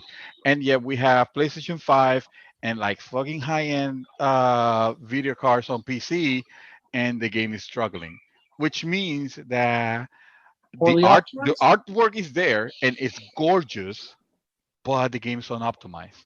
So in a couple of months, this game is gonna feel different. It's gonna be amazing. Whoever waits and plays it later on, it's gonna be there for the ride of their lives. Because let me tell you, I've been playing Dark Souls 3 on PC, because I beat it on PlayStation, and then I got it on PC and started playing on PC again. And it's gorgeous and it feels amazing, and it's everything that I wanted. 4K, gorgeous visual, HDR. Which, by the way, guys, PSA, PSA moment. Does not If need you it. have a TV, if you have a TV that's capable of displaying HDR, be mindful that for some reason there is a bug on Elden Ring that does not activate the HDR by itself, automatically, and the colors end up looking weird. In some instances, depending on how your TV handles HDR. Like, for example, if the PlayStation, it turns on and it's an HDR image, and if the game loads and doesn't activate the HDR, like it could actually make your color look a little weird. You probably won't notice it because you're just gonna think like, oh well, it's meant to look this way. But then you change it to the actual, then you turn HDR on, and then you're like, oh shit, no, actually, this was distorted and kind of cloudy looking. And now, like, see how vibrant, how they meant to make it look with HDR. That is, if you have an HDR TV. If you don't have an HDR TV, you don't have to worry about that. Because the game's gonna look good because it's gonna be sending the standard signal to the standard TV. So just yeah, I just wanted to throw that out there. Um, but so I do have a little bit of issues with performance on both versions. I don't think I don't think the game runs great on PlayStation 5, and I don't think the game runs great at all on PC. Uh, that said, I've been having a hell of a time with it still because of the fact that I am playing that Dark Souls experience. It is dark. It is that Dark Souls experience. Uh, Except that now you could go anywhere. And I In believe it direction. was, I don't know if it was you, Dark, or Chaos who said it. The game is like the Skyrim of Dark Souls, and Yeah. I was like, "Yep, that's exactly how it feels." For good or bad, because sometimes I feel like I know the game guides me into where I want to go, into where I should be going, but I'm going towards that section, and maybe I'm encountering something that might require me to level up maybe a little bit more. But and if I start going off the beaten path, like I don't know if I actually like I feel like I'm getting lost, and that's cool. That's cool in itself because then you discover things that you can later on this talk among your friends. Like, hey, did you see this That's the cave best. that was here in this part where I found this crazy thing? It's like, oh God, no, I didn't. You could have those discussions. That's the best part. Being Yeah. part of the game right now and being Yeah. part of the Without the discuss. It's almost yeah. like the Correct. expedition group, Hmm. being able to discover those things, uh, being able to see how each of you um, level, because we have close to a very similar amount of clock time put on the game. Some of you are already like level 25s or into the 30s. 27, Some of them I are believe. like me. I'm level 15. I did put some 12 levels on my PC character, mind you, but I probably won't see that character until I beat it on PlayStation because that's when I intend to main the game. uh just so I could, and also I know that I said before I probably wasn't gonna play. I want to, I didn't want to beat the game doing multiplayer. Uh, what I think I'm gonna do instead is I'm still gonna keep that. I intend to play the game through and see credits roll, if they roll, just by myself. But obviously, I wouldn't have done everything that is in the game because I don't play like that. I know that I'm gonna miss a lot of things, and those things are the ones that I intend to tackle uh, with you guys if you'll have me. Of Oh, for course. But yeah, sure. Yeah. yeah, Shit. For the sure. game, the game, it's pretty much so far what we've been wanting, and I the only thing I can that I that I could ask for right now is maybe a patch or two to really nip that frame rate issue and make it look stellar. So Mm, because again, if it keeps I'm fine with the visuals if you give me buttery smooth frame rate. nice. Mr. Dark, what are your early impressions, good and or bad? All right, let me see if I can make this as professional as humanly possible. It's gonna be so hard. Well, the first impressions of this masterpiece. Spoilers. I do not agree with Dream at all. The game is flawless. It's a masterpiece. No, bullshit. You gotta fix this shit. The game does have, and I remember telling Mad Dog about this actually. Yeah, we were talking about it. Mad Dog. Yes, we were. We were playing. You know, we're having a good time, and we're in the camp in front of the gate front, Mm-hmm. and we're like, Mad Dog, is it just me or because I was a pleb that played at 30 my whole life. All right. On PS4. I only witnessed the wisdom, the majesty of 60 FPS, 120 FPS once I, came over to PlayStation 5. And so I couldn't, I could tell 30 to 60 playing fighting games, but playing open worlds or playing any other thing that's not a fighting game like that, really rare to find a game that did 60, right? So 60 really became mainstream for me on the PS5, and I'm used to it now. My eyes it used to bother my eyes. It was so buttery smooth. They used to bother my eyes. At 120, same thing. So now the same thing happens in reverse. Whenever the game is not playing at a consistent 60 FPS, my eyes are going, whoa, wait a moment. Wait a moment. You can see the stuttering. You can feel the disturbance in the force immediately. Something is not perfect here in my perfect game. What is happening? And I look, I'm like, I don't know. I look at Mad Dog. He's like, what's up, man? How can I help you? What is going on with this frame rate right here? Do you feel that? It's kind of like when your ass cheeks are in a nice comfy chair, but there might be a slight dimple that's like maybe bothering you a little. Can I play this? That's the way of putting it. I mean, yeah, that's nailing the metaphor there, my friend. Yeah, it's dimple. Yeah. It's that little dimple, and that dimple is bothering my fluffy ass cheek, and I'm not feeling the 60. I paid for 60.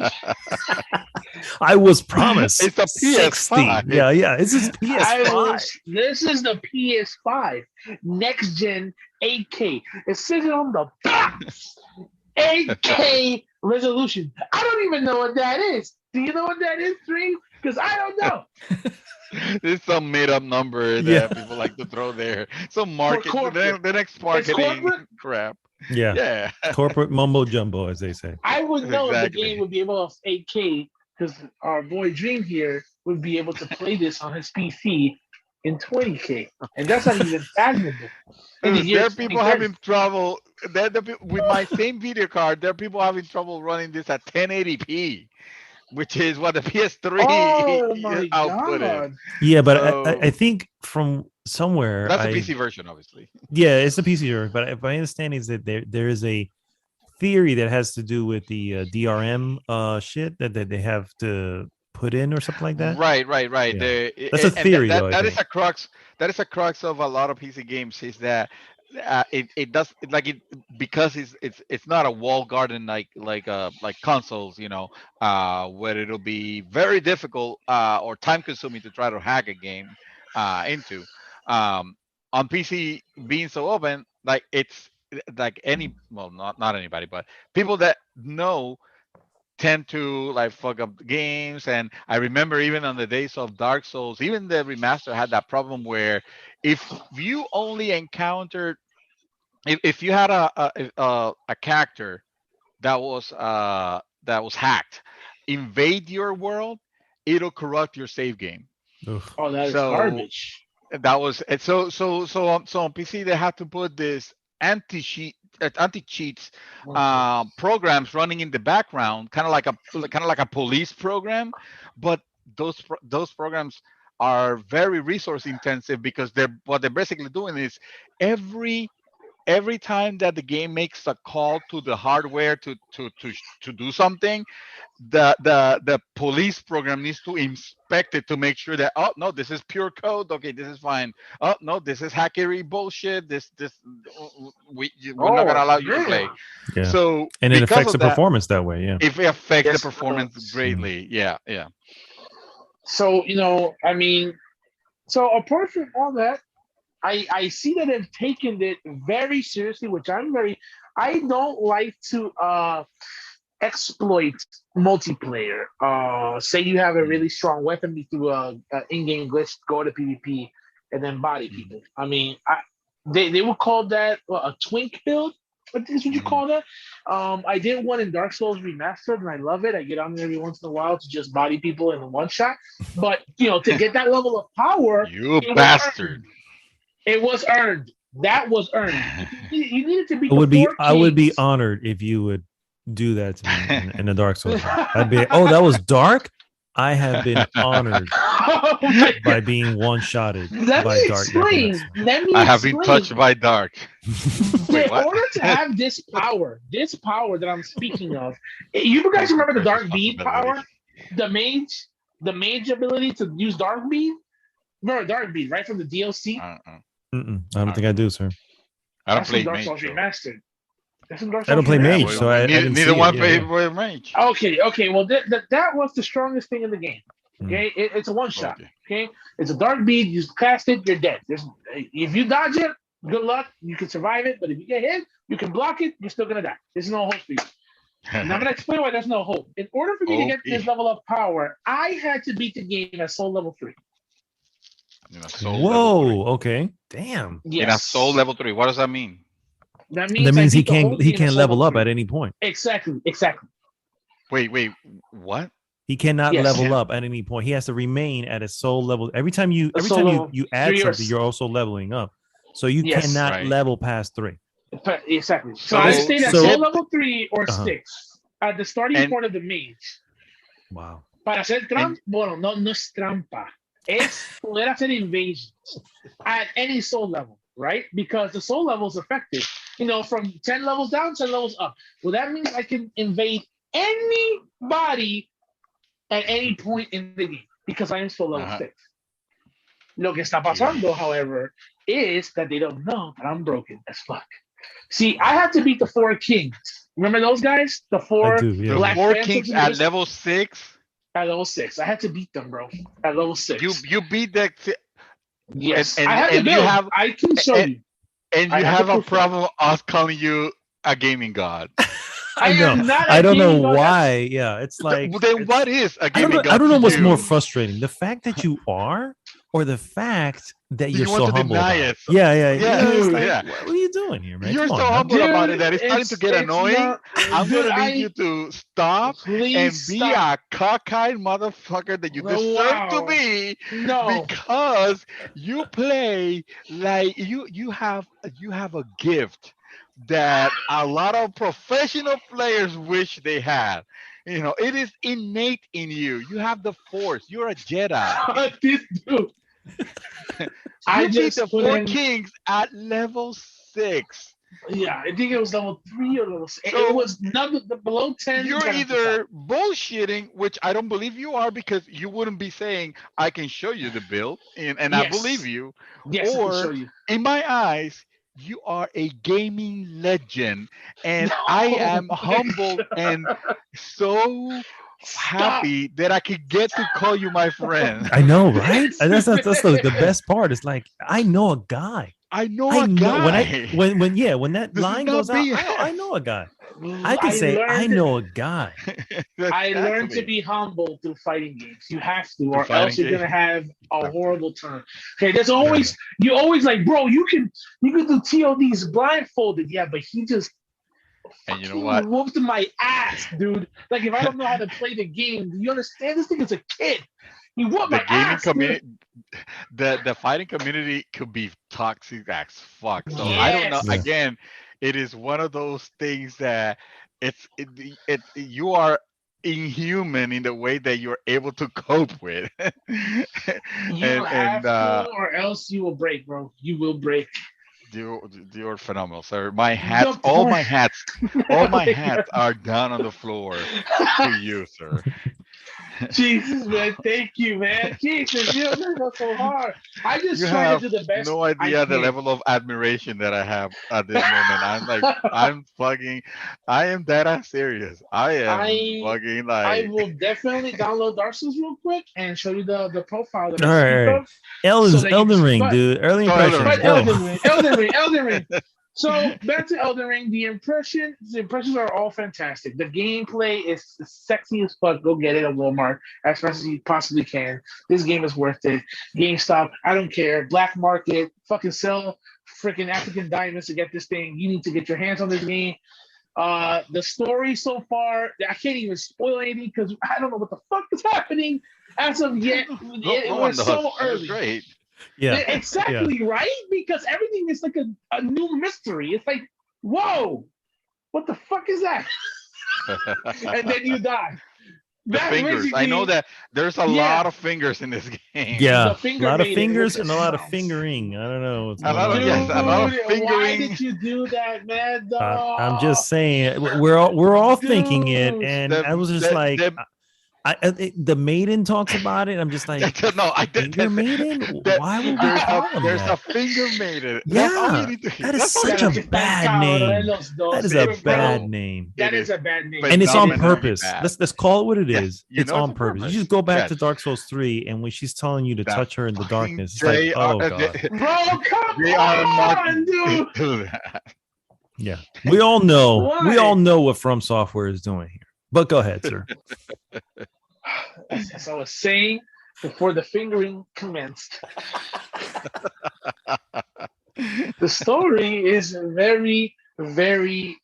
You have to be very attentive to that first opening cutscene because that's basically all you get, bro. All you get is that All opening you cutscene get. before they let you into the world and they go and then you just die immediately because you just try to fight the golden armor dude, which I died on stream like 17 times too, and it was painful.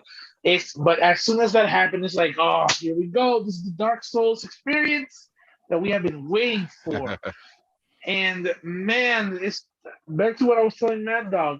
As soon as we get to that fort area in the beginning, I could feel it. I could feel it. And it wasn't disgusting FPS drop, but it was that little dimple in my ass cheek. And I'm like, what is that? And I'm like, this is not running 60. This is not running 60, Mad Dog. It This looks feels like it should be though. It looks should like a be. game that should Hell be. yeah. Hell Because yeah. at some points it does. You know what I mean? And, It's and, like, and at some I'm point, like, yeah. yeah. You feel it because you can see it going, oh, this looks good. And then you start moving around and you have a bunch of people around you going, ooh, something's up here. Yeah. Yeah, I Yeah. want to see Yeah. Digital Foundries FPS. The comparisons and what they Yeah, to see if I'm going crazy. But I could swear that was going around 40 to 60 in that camp, and you could feel it. And And you man, know what? And it wouldn't be as bad if if it was just a visual glitch, that would have been annoying. But having lower frame rates affects gameplay because your yes, your input, your attacks, they're gonna get yes, delayed by the however milliseconds it is that of yep, difference. So when you say you feel it, I'm like, dude, I know that you know exactly what you're talking about. yeah. It's something that is palpable that you could tell by the lagginess See, is not just the frame rate on the screen, it's actually your actions on the gamepad. your actions in the game, you can feel that. The most I felt it that I could go, whoa, is that I played Doom Eternal on 120. And when you play on 60, I can't go back to 60. That's retarded, but wow. Wow, The difference that's in the amazing. difference in the amount of speed, and you know how Doom Eternal's played, it has to be done at a 120. I mean, because I play that fast. I need to be that fast because that game requires that level of speed. Dark Souls is the same way. Now, when I played Sekiro on the PS4, it was at 30, and then on the PS5, they put out a patch. You can play now at 60. Huge difference. Huge difference. All your Yeah. attacks, your evasions was perfect. So in Elden Ring, I thought we were gonna get that solid 60, and I was expecting dips in the quality mode, which I wanted to use, to look how sexy she was. She was fine. You know what I'm saying? But the performance, I was counting with that solid 60. Mhm. PS5, man. It I want to say, okay, it disappointed me a little bit because it's a little. I can't say it's a nitpick. It's a blemish on an otherwise like almost flawless a You game said it so by perfect, the Dream. it's It just is a a it's blemish. just the only it's the nitpick except that Yes. it affects me a little bit more than a nit. It's like a small cut. It's like Yes. it's a little bit of paper a cut. wound in on my hand. Yeah, But paper cut. yeah, it's a paper It's the cut exactly. 0.5. It's the Exactly. 9.5 score out of a 10 out of 10. Yes. And that bothers Yes. me because this game has every right to get that 10 out of 10. And Yes, and they're fucking up those 0.5 points that you should have earned easy. Because this game, people, I tell you, it will sink its hooks into you and it will not let you go. No matter how hard, anybody from any genre, please give Elden Ring a try. Even if you're not a fan of the genre of the Souls, this just might be the game. Not only because of that, because I know Mad Dog and Dream don't play co-op, but the fact that there's like pools, like the game tells you, okay, this is where you you hear the discussing. Just a little frustration there. Yeah, I don't play co-op. These guys and their about non-co-op playing selves. I haven't said shit. All I'm indicating is that Mad Dog and Dream don't want to fucking play co-op with me, goddammit, in a game that's actively telling you co-op. Oh, you want to do co-op? There's an entire area for you to get together with your friends to co-op. Hey, that sounds great. Let's do that area then. Let's just do that area. Yeah, in that area only. In that area, we can can actually play co-op. Because it's it's the area that is meant to be. The whole world is your oyster. Just go with your friends on an adventure, But no, you know what? I was watching Raphael play co-op, and it looked like he was having a great time. Dude, no, I played co-op with not in this game, but in Souls game in general, and it is a fucking good time. It is definitely a fun time to have. Bro. It's just again, it's really more of a. I just want to be able to, get past this obstacle on my own. And that's really all it is. They want them cannonball-sized nuts. That's all it is. Dude, you were the one who told me. It's the only one that we have left because I can't. Yeah. You were the one who told me, hey, when you get to I can't remember the end boss in first Dark Souls name, but when you get to him, do a parry. Do a parry. Do a parry. Yes. You're gonna feel really good about it, and dude. It felt good. It felt good to parry his ass, and literally, he became honestly one of the more easier bosses. I was like, "Oh shit, I can parry this guy," and I had already, I already got the parry down, but you can't parry bosses in general. And so, but the fact that he could, because he was technically a knight, I'm like, "Oh, yes." But it's that feeling to be able to just do it on my own, right? You still got to master the parry. You still have to perform the parry, and so yeah. Bro, but man, I mean, the co-op is there for a reason. Nobody will think less of you. Nobody will think less of you. Dream. I will think less of myself. I was gonna say it's a personal thing. Yeah, I will think less of myself. It's a personal ruler. You know what I mean? Yeah. A personal ruler, a measurement. Yeah. Towards the game, I want to play the game.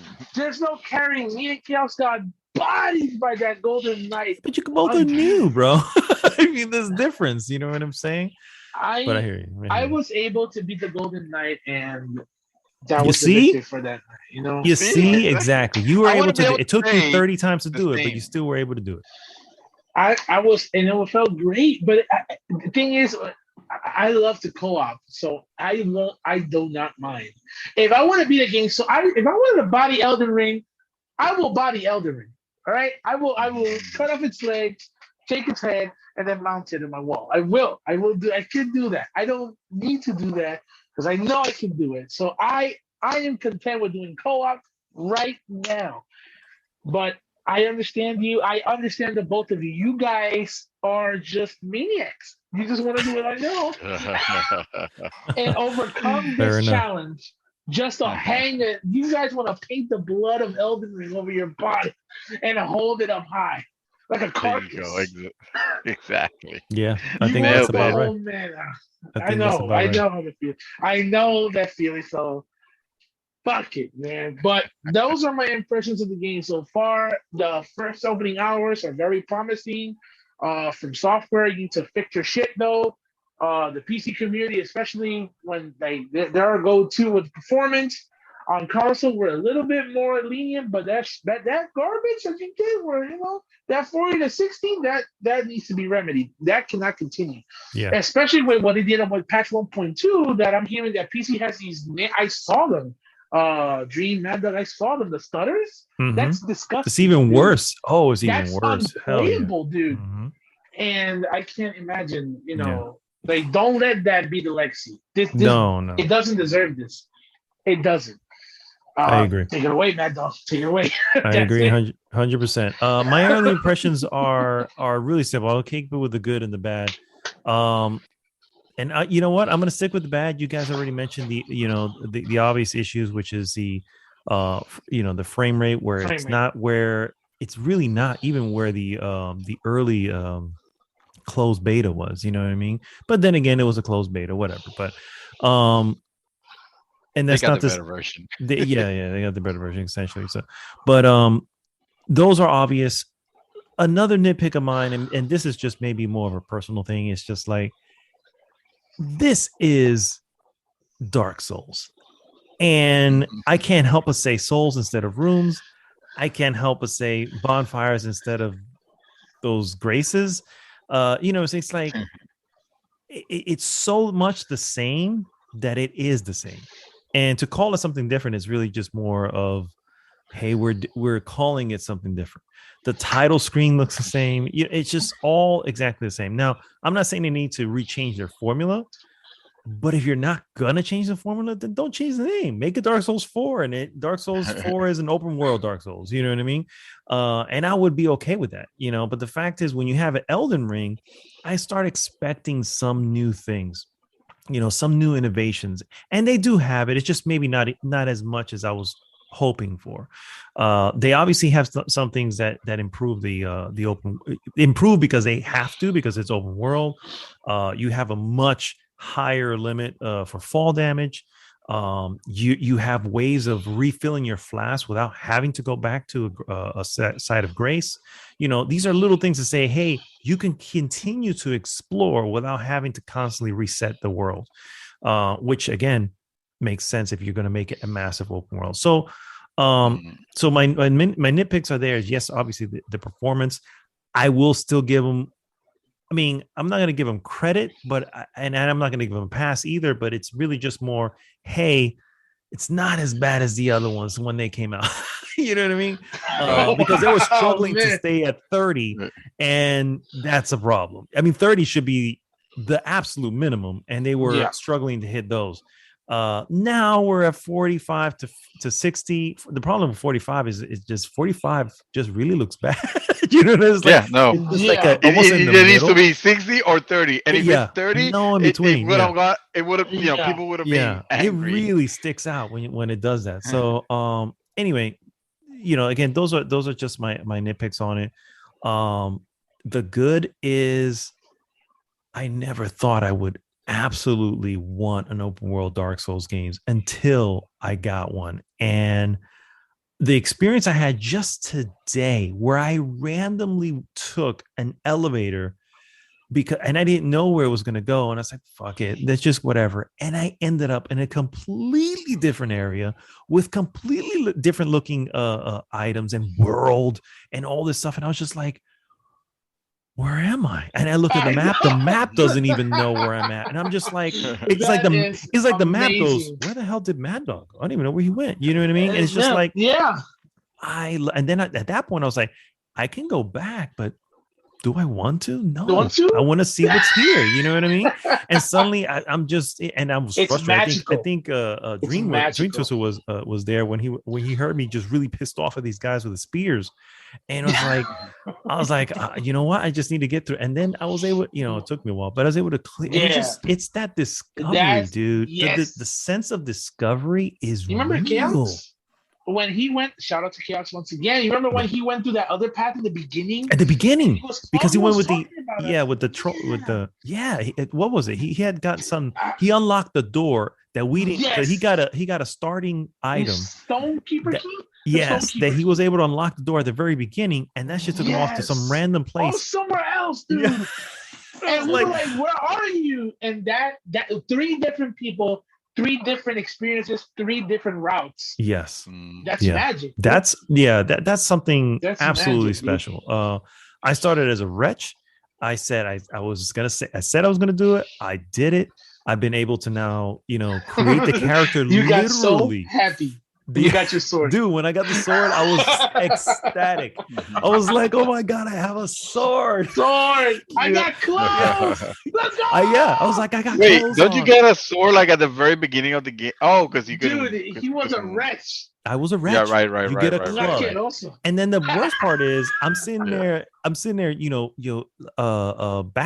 not really backstabbing, but back, whatever, I guess, clubbing these enemies. And it's taking 2 hits. And then they get up and I have to hit them again. And it's just like, it's this constant thing. And for some reason, the finger maiden never found me. I was in there for 2 hours. And I was like, I have all these runes. And I'm like, what am I doing? How do I level up? And these guys are telling me, oh, she's the whatever. Where is she? Because she hasn't even found me yet, 2 hours later, she decided to show up, and I'm like, "Oh, well, thank you. I've already lost like 30,000 rooms, but whatever, And I wandered into some random tunnels that took me to another boss. That is probably just some random boss, and it's just like, and I'm here. I'm like, you know what? I'm here. You're going down. You know what I mean? And I don't know, dude. It's just that is the good certainly outweighs the bad in the sense that sense of discovery is priceless. I 100% agree with you. Absolutely priceless. It cannot be. I mean, it can be done in other games, but I don't know if it can be done to this extent. Yeah, exactly. Ooh. So, but yes, it is tarnished. Yes, I did want to use that word. Tarnished, unfortunately, because of his performance issues. It took me a while to really know who knows? Maybe that's a From Software on purpose thing. Well, we wanted to make it a little tarnished, but whatever. So I am enjoying it. I am right now. I think I'm level 24. I'm on my way to, I guess, one of the main story missions. But because I was literally dicking around for a while and then I got lost. It's just like, where am I going? Where do I go from here? Dude, this game here just lost all the time. I know, but it's a good loss, right? Yes, it's not a confused loss. It's not like, oh, I'm lost. It's a little more like, ooh. Yeah, and your eyes are just wide open. What is this? And you like to creep in, and then the game just slowly pulls you and then in the distance you see something shiny. You're like, there's probably something good over there. But you're keeping your peripherals, and everything around it. Like, is anything moving near it? Yeah. Oh, something I wanted. I'm sorry, I'm taking your turn here. The music. What do you think about the music, man? Though that tense music, eerie, very tense. Turning it up, particularly in that area that I got lost in that I didn't know, really left me just on edge most of the time. Because I was just like, man, I don't know where I'm at, and I assume anything because I felt a little underleveled. I'd say anything around the corner is going to just jump out and take me out. You know what I mean? The music is everything makes me feel on the level so far. Like I think I hit that boss that you said that it looked like a random boss. When you go into the beginning. It's like no. It's I mean, it's not that far either, but like he is. You go into this area where there's only like a circular surface with a button in the middle, and you step on that, and then you go down into the same area, but now it looks different, and it has a boss fight there that it didn't look like anything particularly special because it's not like a big boss, like anything extraordinary. Yeah. But the guy that fought me just basically like 2 shots, I'm dead. Wow. And I'm like, okay, so that's the part where I'm like, Well, shit. How do I know that I'm proper level? Or am There's no am I way. supposed? Am I meant to to press on? I've been using this. So there were a few areas. I went to the beach, and at the beach, I realized I'm only doing literally 12 damage on anything that was out there. I'm like, okay, I don't think I'm supposed to be here. Yeah. So I turned around, came back. You know what I mean? And then I went to some of the open plains and stuff like that. Then when I went to the area that I said it was an elevator, and dude, this is an elevator ride that was long. It was just like, I mean, it took literally, not even a joke. It's like a minute long elevator ride. I'm like, holy shit, dude! Oh, I know it was loading, but it was also showing you stuff as you were going down. You know, I mean, like, and it had like a moment in the middle where it kind of opened up and showed you this thing. I was like, whoa, where am I? And then more, and then it just kept going down. I was like, where am I going? You know what I mean? And underworld, dude. Yeah, and so when I started coming out and started facing the area creatures, I realized, okay, I'm not hitting 12, but I am not doing what I was doing to like the camp, you know, where those guys were. So I'm somewhere in the middle. So I'm like, I can handle this. You know what I'm saying? That was my own interpretation. Say, I can probably hang here. If anything, there's a bonfire, whatever. There's a bonfire right here. I can eliminate some people, come back and level up. Eliminate some people, come back and try to get to the comfortable spot. You know, to handle that area. That's really the best way. But there are ways of it telling you where you should, what's the main thing you should be heading towards. And so that's really where I want to stick with. So last question to kind of close this out. Oh, go ahead. I'm sorry. No. I absolutely, I love that. I absolutely love that right there. That explanation of how you just, I want to know where that is. Like, where is that? I will tell you. I will tell you where it's at. You know, right now I entered. Oh no, go for it. No, I was gonna say I sent Chaos a picture of the map so kind of see where it's at. So I'll send it to you. Yeah. I've been in 2 catacombs because I'm trying to level up my spirits, but the tombs are for you summoning spirits. So the game is like, dude, we know this area is a little fucked up, so you can summon your spirits. The game wants you to use co-op. I'm looking at you. Or spirits. What are spirits? Are you talking about? The Ashes of War? Oh, the Ashes of War. Yeah, I haven't used that. Yeah, I don't even know how to say. Yeah, you got to set it up to almost like you're using an item, but it uses magic or FP. And I use the wolf one where the 3 spirit wolves come out and then that's just, what I'm about to do. Fight everybody around. But yeah, it's only for a specific area. Once you get out of that area, they disappear.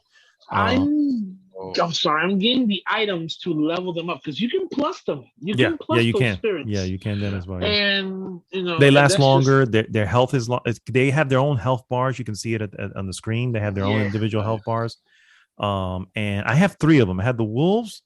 I have this one guy who he's like an old dude with a scepter, and he's just shooting a laser beam. But he's like really old, so he doesn't really move around. It's just random dude. And then I have like this one that brings in like 5 villagers, and they just kind of go.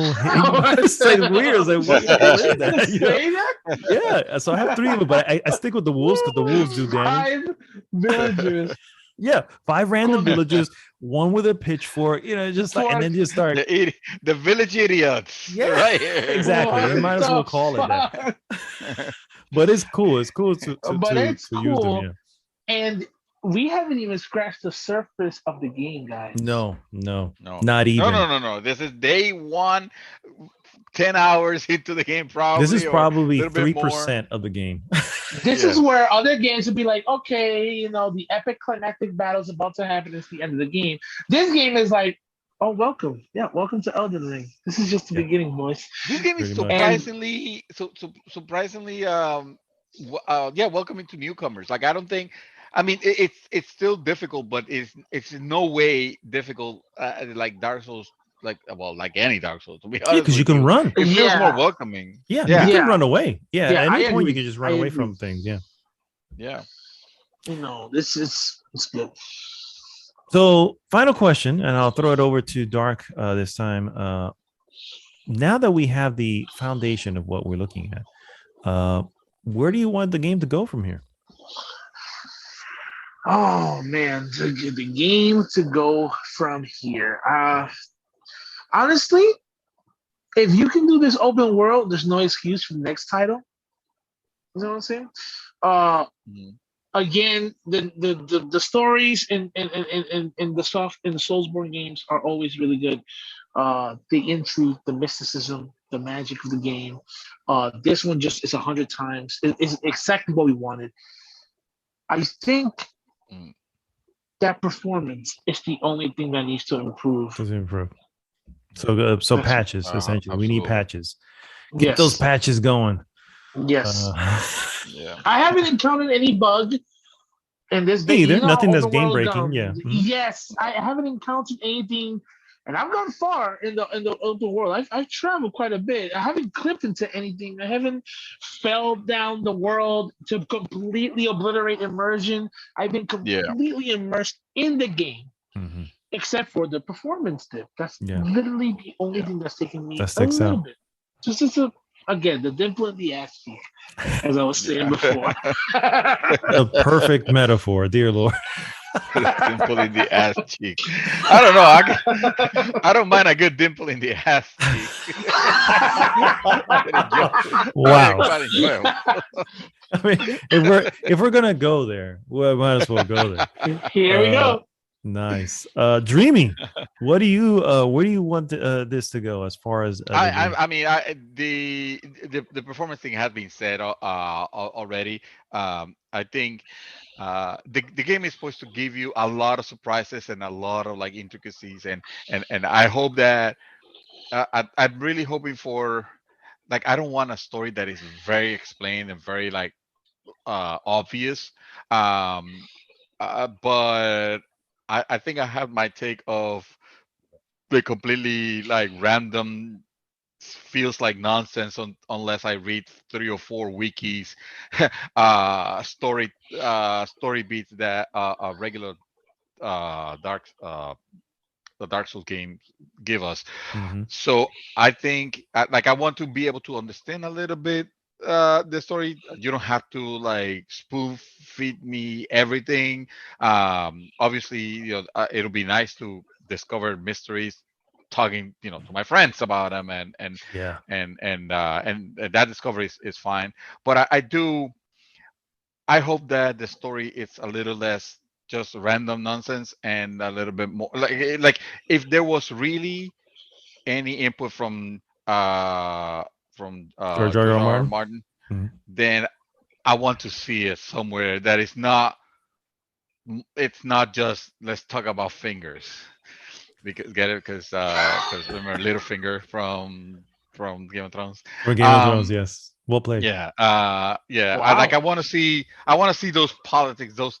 I mean, not those politics, but I want to see an effort being put on that, and hopefully the game will deliver in some way on that.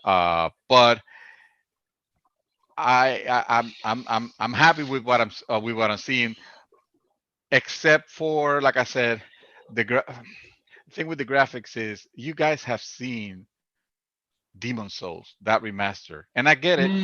It's different. It's different scope, it's different a much scales. smaller game, yeah. But yeah, go ahead. It's different scale, but it's possible. It's doable on an open world. It is possible, and they decided to stick to this engine, which, by the way, is the Sekiro engine that they use, which is it's a variation. It's very similar engine that they have used in the past. It's starting to show its age already. It's like, but whatever. They can't. It's not like they're gonna bring a like. It's not about making the graphics any prettier, because you could actually have a beautiful scenery with this level of graphics. It's not bad, just fix the frame rate issues, and I'll be a happy guy. I'm gonna agree. Frame rate, fix the performance issues overall. Just fix the performance issues. I think that I also will sort of piggyback off that Dream Twister and say yes, I want a story. I don't need it to be spoon fed. But Sekiro, for instance, that story was much more fleshed out. I mean, maybe not to the less fleshed out like abstract. less abstract. Yeah. And random, so use that. That was the last thing you did. Bring that with it. And make the story so it's like, okay, I know what's happening. I'm not just heading to the next wherever that light's heading me. You know what I mean? Give me a reason. Let me know what's happening. And so I've met a few NPCs, and they seem to be kind of filling the world out a little bit. So I'm like, okay. I cannot. You guys, all your the little minor inconveniences that you guys are talking about might be fixed in a few hours of gameplay. Just let you know. Oh, okay. You're gonna feel. Yeah, the round table, which is the hub. We haven't gotten to the hub. I got to the hub. I got there today. Yeah, the hub. I got to the hub. Gives you. You got to the round table? Yes. How do you get to the round table? You want to know? Is this? It's totally random thing. It's you don't you know what you do? Nothing. Just keep playing the game. At some point, Miss Iron Maiden is gonna appear. Gonna be like, oh, you know what? I've been feeding you bullshit. Let me show you here. Oh my god, the Finger Maiden hates me, dude. She hates me. She let me wander for 2 hours before. That's what she's doing now. She's letting me wander and not taking me to the damn hub. Anyway, I am taking a route that I was able to pull out the maiden and garantizado. I don't know. I don't know if there's a guarantee or not. I just know what. Let him discover it on his own. How about? No, that? I assume it'll come out. Yeah. Issue eventually. Pero ahí, it lets you. But I'm level 24, and I have yet to make it to this hub. I'm just saying. So chase you. the Tarnished do have a place. You do have a place in this world. You are a Tarnished, and you are trying to become the Elden Lord. Mm-hmm. So they the backstory that the gods went up against these other guys, and then so who's becoming the Elden Lord? Because there's no Lord. There was a Lord. They killed his ass, and now the seat is vacant. See who tarnished, and now you're gonna meet all the other tarnished in that round table. And from there, I have no idea. I don't know what happens, but that's where you meet the other people. So it's starting to fill itself in a little bit, is what you're saying. Exactly. I got you. Okay. Evidently. So yeah, that I do want that to happen. And then the last thing is, I really enjoyed that random spot that I ended up as crazy and as scared as I was, because I was like, I don't know if I'm supposed to be here. I still loved it. And the look of it looked completely different from where I was a moment ago, and it's just like, whoa! Like? I have a picture. I can send it to you so you can see. Yes. Yeah, because it's I want to spoil it for everyone's, but anyway, the reality is just, I want more of that. I don't know how much of it can possibly be in this game, but I want more of that. And I want more. Yeah, I want more of those just random discoveries of something. And it's just like, oh, that's so cool, That's what I want. Uno de los miedos que yo pasé is when we were finding the gate, right? And I'm like, why am I staying here? It's an open world, dude. Go. Just go. Yeah. Like, that's what I started doing. Go. Yeah, right? That's what I started doing. I was like, you know what? I'm just going to, in the outside, right? You can go, technically, it's the open world, and you could just run. I mean, if you're in an area that's really big, just take a fucking horse and get out of there. Yeah. We're so used to leveling and soul leveling, right? And then going out into the order. It's like, that's not how it's meant to be, bro. Yeah. You're supposed to go. Yeah. So I went, and you heard me, yesterday, like, where am I? Why are the dead raising from the ground? When I saw that hand come up from under the ground, Dream. When yo vi esa mano, bro, when I saw that hand, and then it slowly picked up off the ground, and then like, oh, fuck this shit, I kill him. And I'm like, hold that. And then he slowly rebuilt himself back up. The bones he was resurrecting, and like, this is not good. This is not good at all. I have went too far. There was a boss that's called a Mariner, and it's just like, wow. It's just, and then you tell me there's this place that's underground And it's like, bro, this is so. Oh my God, this world is filled with so much amazing places that we That's haven't what I even want. Yeah, seen. I want more of that. And if It's they can gonna be deliver that, good. which apparently that's what reviewers are saying, then we're in for a treat. So can I give you a good question for the both of you, Dream and Mad Dog? And this is a hefty one because you will have to. Well, you might have your mind made up, but is this game let's close with of this the one then. year worthy? Worthy of Game of the year. This. I mean, right now there's only 2 players as far as I know. You know what I mean? Because the other games haven't released yet, and I haven't played Horizon. Although I'm hearing excellent stuff, Horizon, so I'm pretty sure that's in the conversation. I'm pretty sure this will be in the conversation. Will it be at the end? I don't know. I don't know. I'm pretty sure it has an amazing chance. Right now it has an amazing chance. It's a very strong contender. Let me put it as it has done me really good on our fantasy critic campaign. Oh, that's right. That's right, Mr. Big Ball Dreamy. Picking Elden Ring and taking the lead, like a massive lead. And this fool right here is still not even on the damn board. Because that's what happens when he makes ass backwards decisions. Like he basically did the bizarro choices.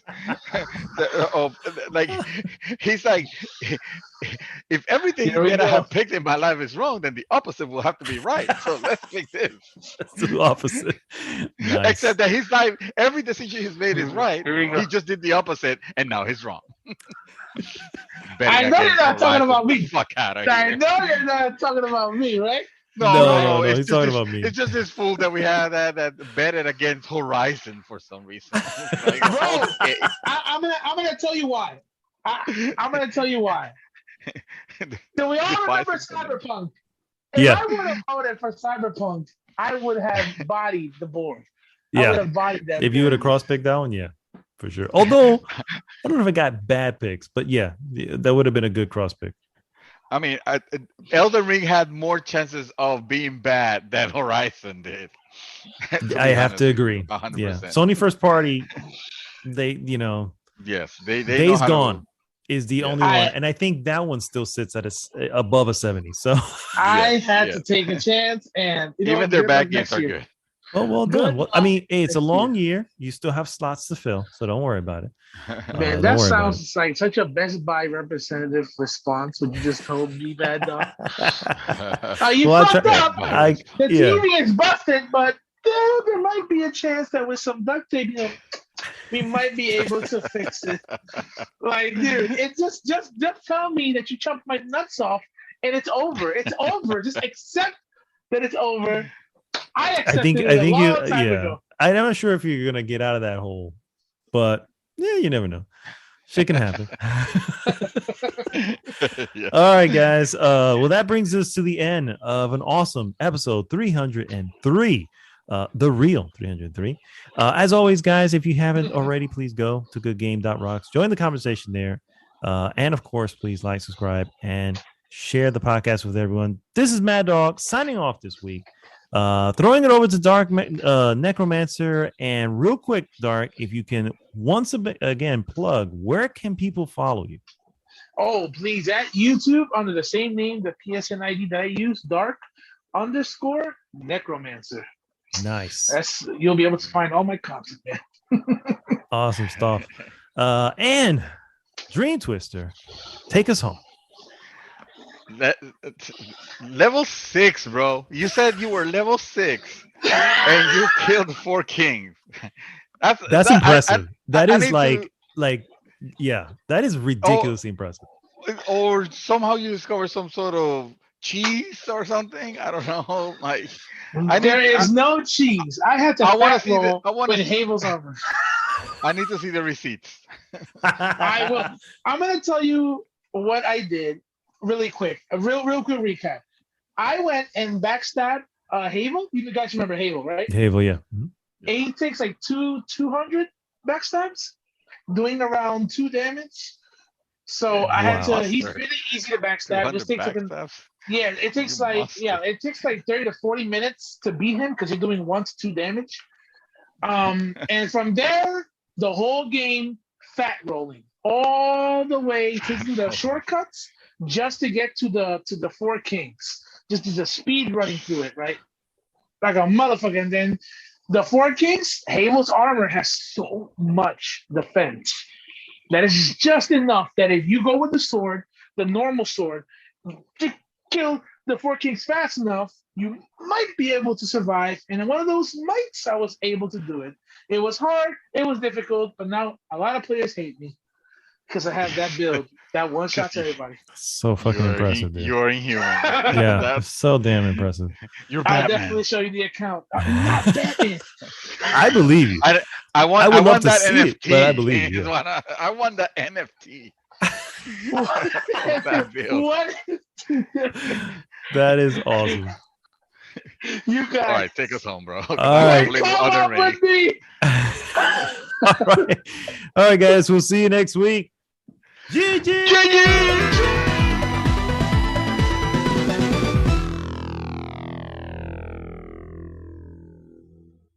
GG every day.